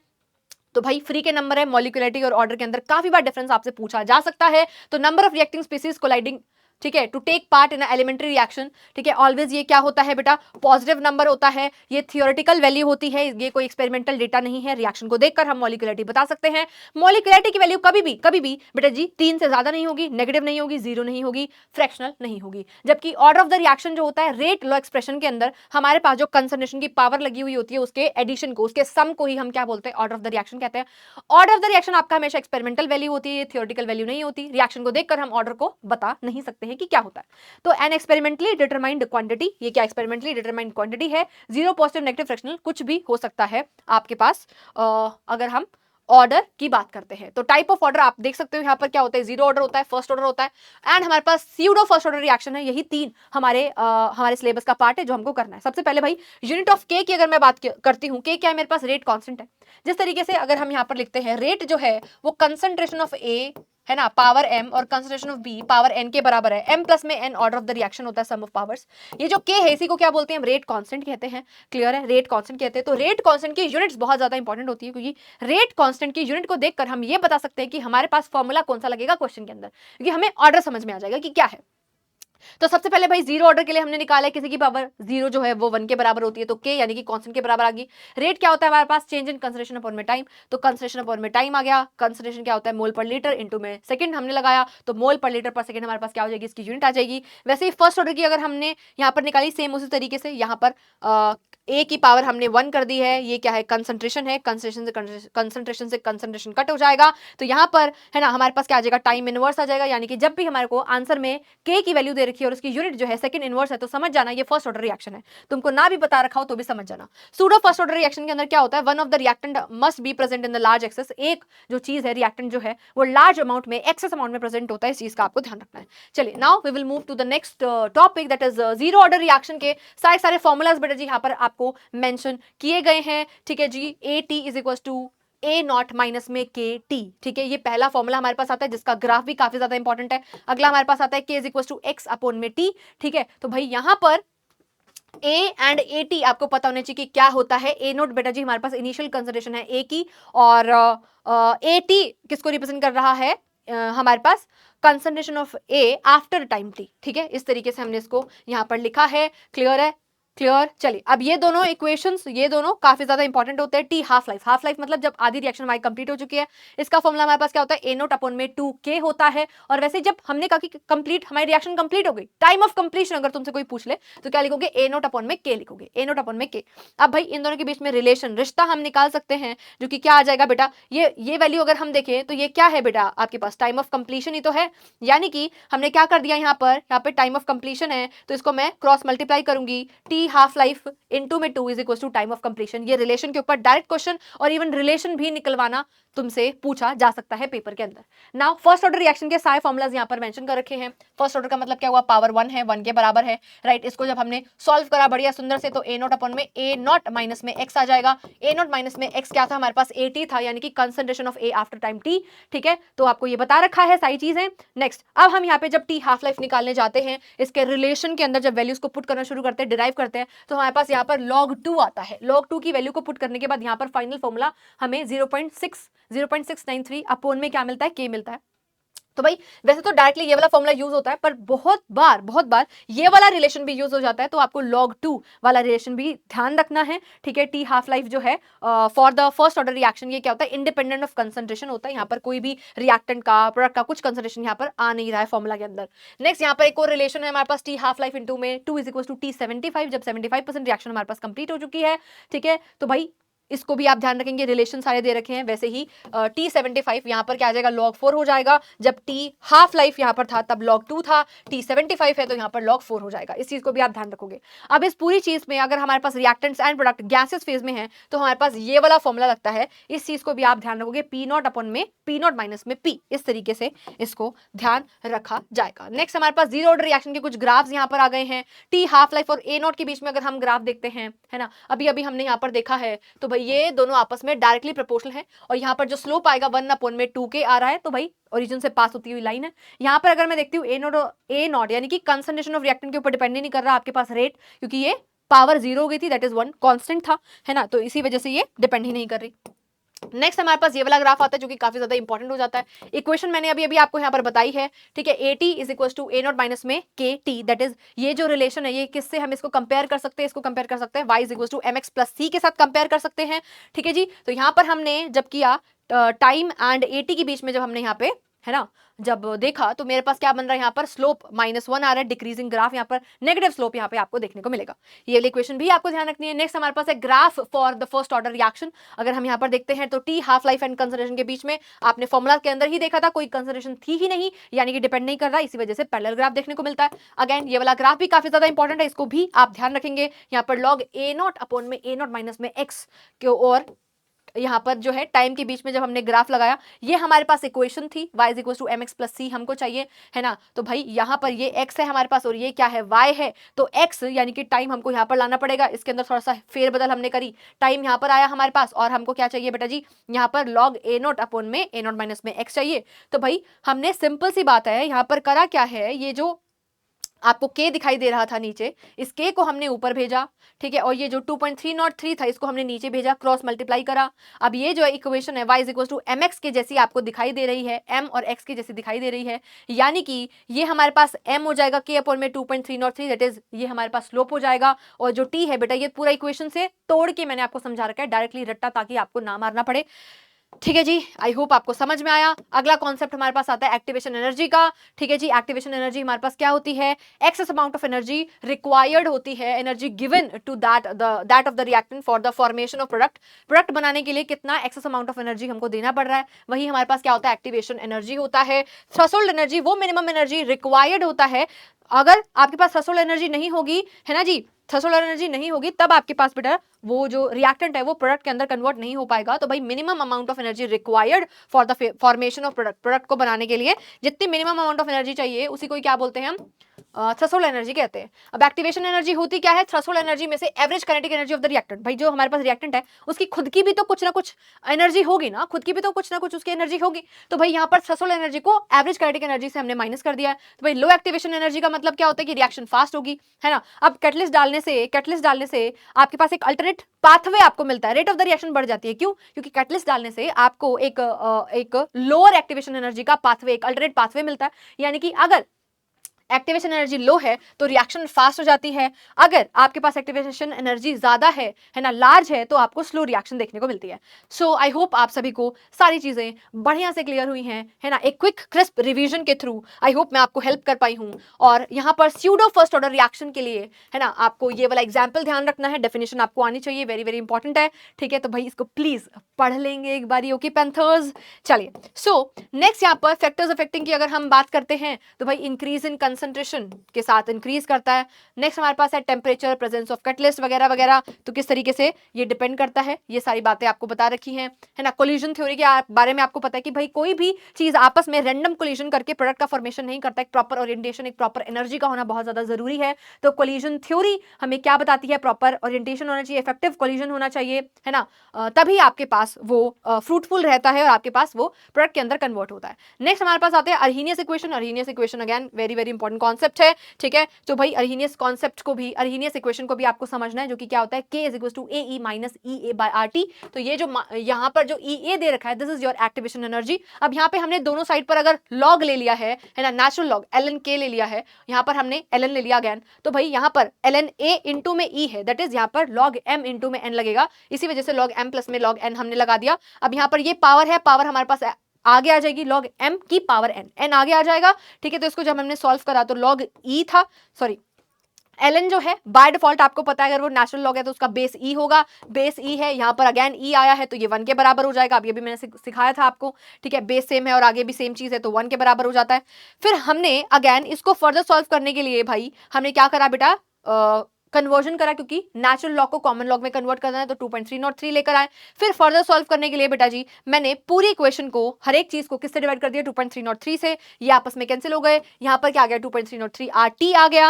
अब यहाँ पर ग्राफ अगर तुमसे प्लॉट करा लिया जाए लॉग K के बीच में और 1/T के बीच में, 1/T टी, 1/t के बीच में, तो भाई y is equal to mx plus c आपको यहाँ पर दिखाई दे रहा है। यहाँ पर नेगेटिव स्लोप यहाँ पे आपको देखने को मिलेगा, डिक्रीजिंग ग्राफ देखने को मिलेगा। स्लोप हमारे पास माइनस EA आ जाएगा अपॉन में 2.303r एंड इंटरसेप्ट यहाँ पर क्या आ जाएगा, log a आ जाएगा। वेरी वेरी इंपॉर्टेंट ग्राफ भाई, प्लीज इसको ध्यान रखेंगे। ठीक है जी, क्लियर है क्या, क्लियर है क्या। वन मोर ग्राफ यहाँ पर आप देख सकते हो, यहाँ पर ln k और 1/t के बीच में भी सेम ग्राफ देखने को मिलेगा, है ना, बस थोड़ा सा डिफरेंस है। वहां पर हमने log ले लिया था, यहाँ पर हमने क्या लिया है, ln लिया है, कॉमन सॉरी नेचुरल लॉग लिया है। ठीक है, तो ये सेम डेरिवेशन जो मैंने अभी अभी आपको बताया। ठीक है, नेक्स्ट यहाँ पे कैटलिस्ट को हम यहाँ पे समझ लेंगे। रिएक्टेंट यहाँ पर है, प्रोडक्ट यहाँ पर है। प्रोडक्ट अगर यहाँ पर उसकी एनर्जी कम है और यहाँ पर क्या है, हमारे पास रिएक्टेंट की एनर्जी ज्यादा है, तो भाई इतनी एनर्जी उसके पास ऑलरेडी प्रेजेंट है। ठीक है, अब ये क्या है, टोटल थ्रेशोल्ड एनर्जी। इतने से इतने पहुंचने के लिए जो access amount of energy add करेंगे वो हमारे पास क्या होती है, EA, that is activation energy. यहाँ पर हमारे पास क्या बन गया बेटा जी, एक्टिवेटेड कॉम्प्लेक्स बन गया, जो कि कन्वर्ट हो जाएगा और प्रोडक्ट का फॉर्मेशन कर लेगा। ये बेटा एक्सोथर्मिक रिएक्शन को शो कर रहा है, क्योंकि यहाँ पर एनर्जी के अंदर डिफरेंस है, इसकी एनर्जी में और इसकी एनर्जी में डिफरेंस है। यहाँ पर क्या है, डेल्टा H, ये क्या है, नेगेटिव है। तो यानी कि this graph shows exothermic condition. ठीक है जी, clear clear clear clear clear, जल्दी से बताइए। अब बेटा क्वेश्चन तुमसे पूछा जा सकता है order of the reaction and molecularity के बीच में, इस वजह से मैंने इसको प्रॉपर्ली विद एग्जांपल, है ना, इक्वेशंस भी मैंने यहाँ पर मेंशन कर दिए हैं, ताकि तुमको एक प्रॉपर नोट्स मिल जाए और तुम चीजों को फटाफट से क्विकली रिवाइज कर पाओ। तो इसलिए मैंने आपको ये क्वेश्चन दे रखा है, और इसके अंदर बेटा एक क्वेश्चन और यहाँ पर दे रखा है ना, तो आपको स्टेटमेंट यहाँ पर गिवन है एंड यहाँ पर मैंने सॉल्यूशन भी दे दिया है, तो प्लीज आप इसको एक बार देख लेंगे, आपको चीजें समझ में आ जाएंगी। ठीक है जी, क्लियर है क्या, सभी को क्लियर है क्या, बताइए फटाफट से बताइए, समझ में आया या समझ में नहीं आया, समझ में आया या समझ में नहीं आया। तो आई होप आपका बढ़िया से क्विक रिवीजन डन हो गया है complete physical chemistry one shot के अंदर। ठीक है, all the best for your exams, आपको बिल्कुल भी घबराना डरना नहीं है। ठीक है, और अच्छे से बेटा जी पेपर के अंदर ना एक बार क्रॉस चेक जरूर कर लेना, सारे क्वेश्चंस करने के बाद पन्ना पलट के देख लेना, एक बार पन्ना पलट के देख लेना, कोई लास्ट पेज पे क्वेश्चन तो नहीं रह गया, है ना। कई बार ऐसा होता है जल्दी जल्दी के चक्कर में हमें पेपर भी आता है, सब बढ़िया चल रहा है, पर हमने लास्ट पेज खोल के देखा यार वहां पे एक और क्वेश्चन था 5 नंबर का, 5 नंबर गए, तो वो काम नहीं होना चाहिए। क्रॉस चेक कर लेना, इंपॉर्टेंट कीवर्ड्स को हाईलाइट कर लेना, अच्छे से पेपर को सॉल्व करना। ठीक है, और कमेंट्स के अंदर आकर बताना कि कैसा गया पेपर, है ना। और again all the best panthers, अच्छे से पेपर को आपको करना है।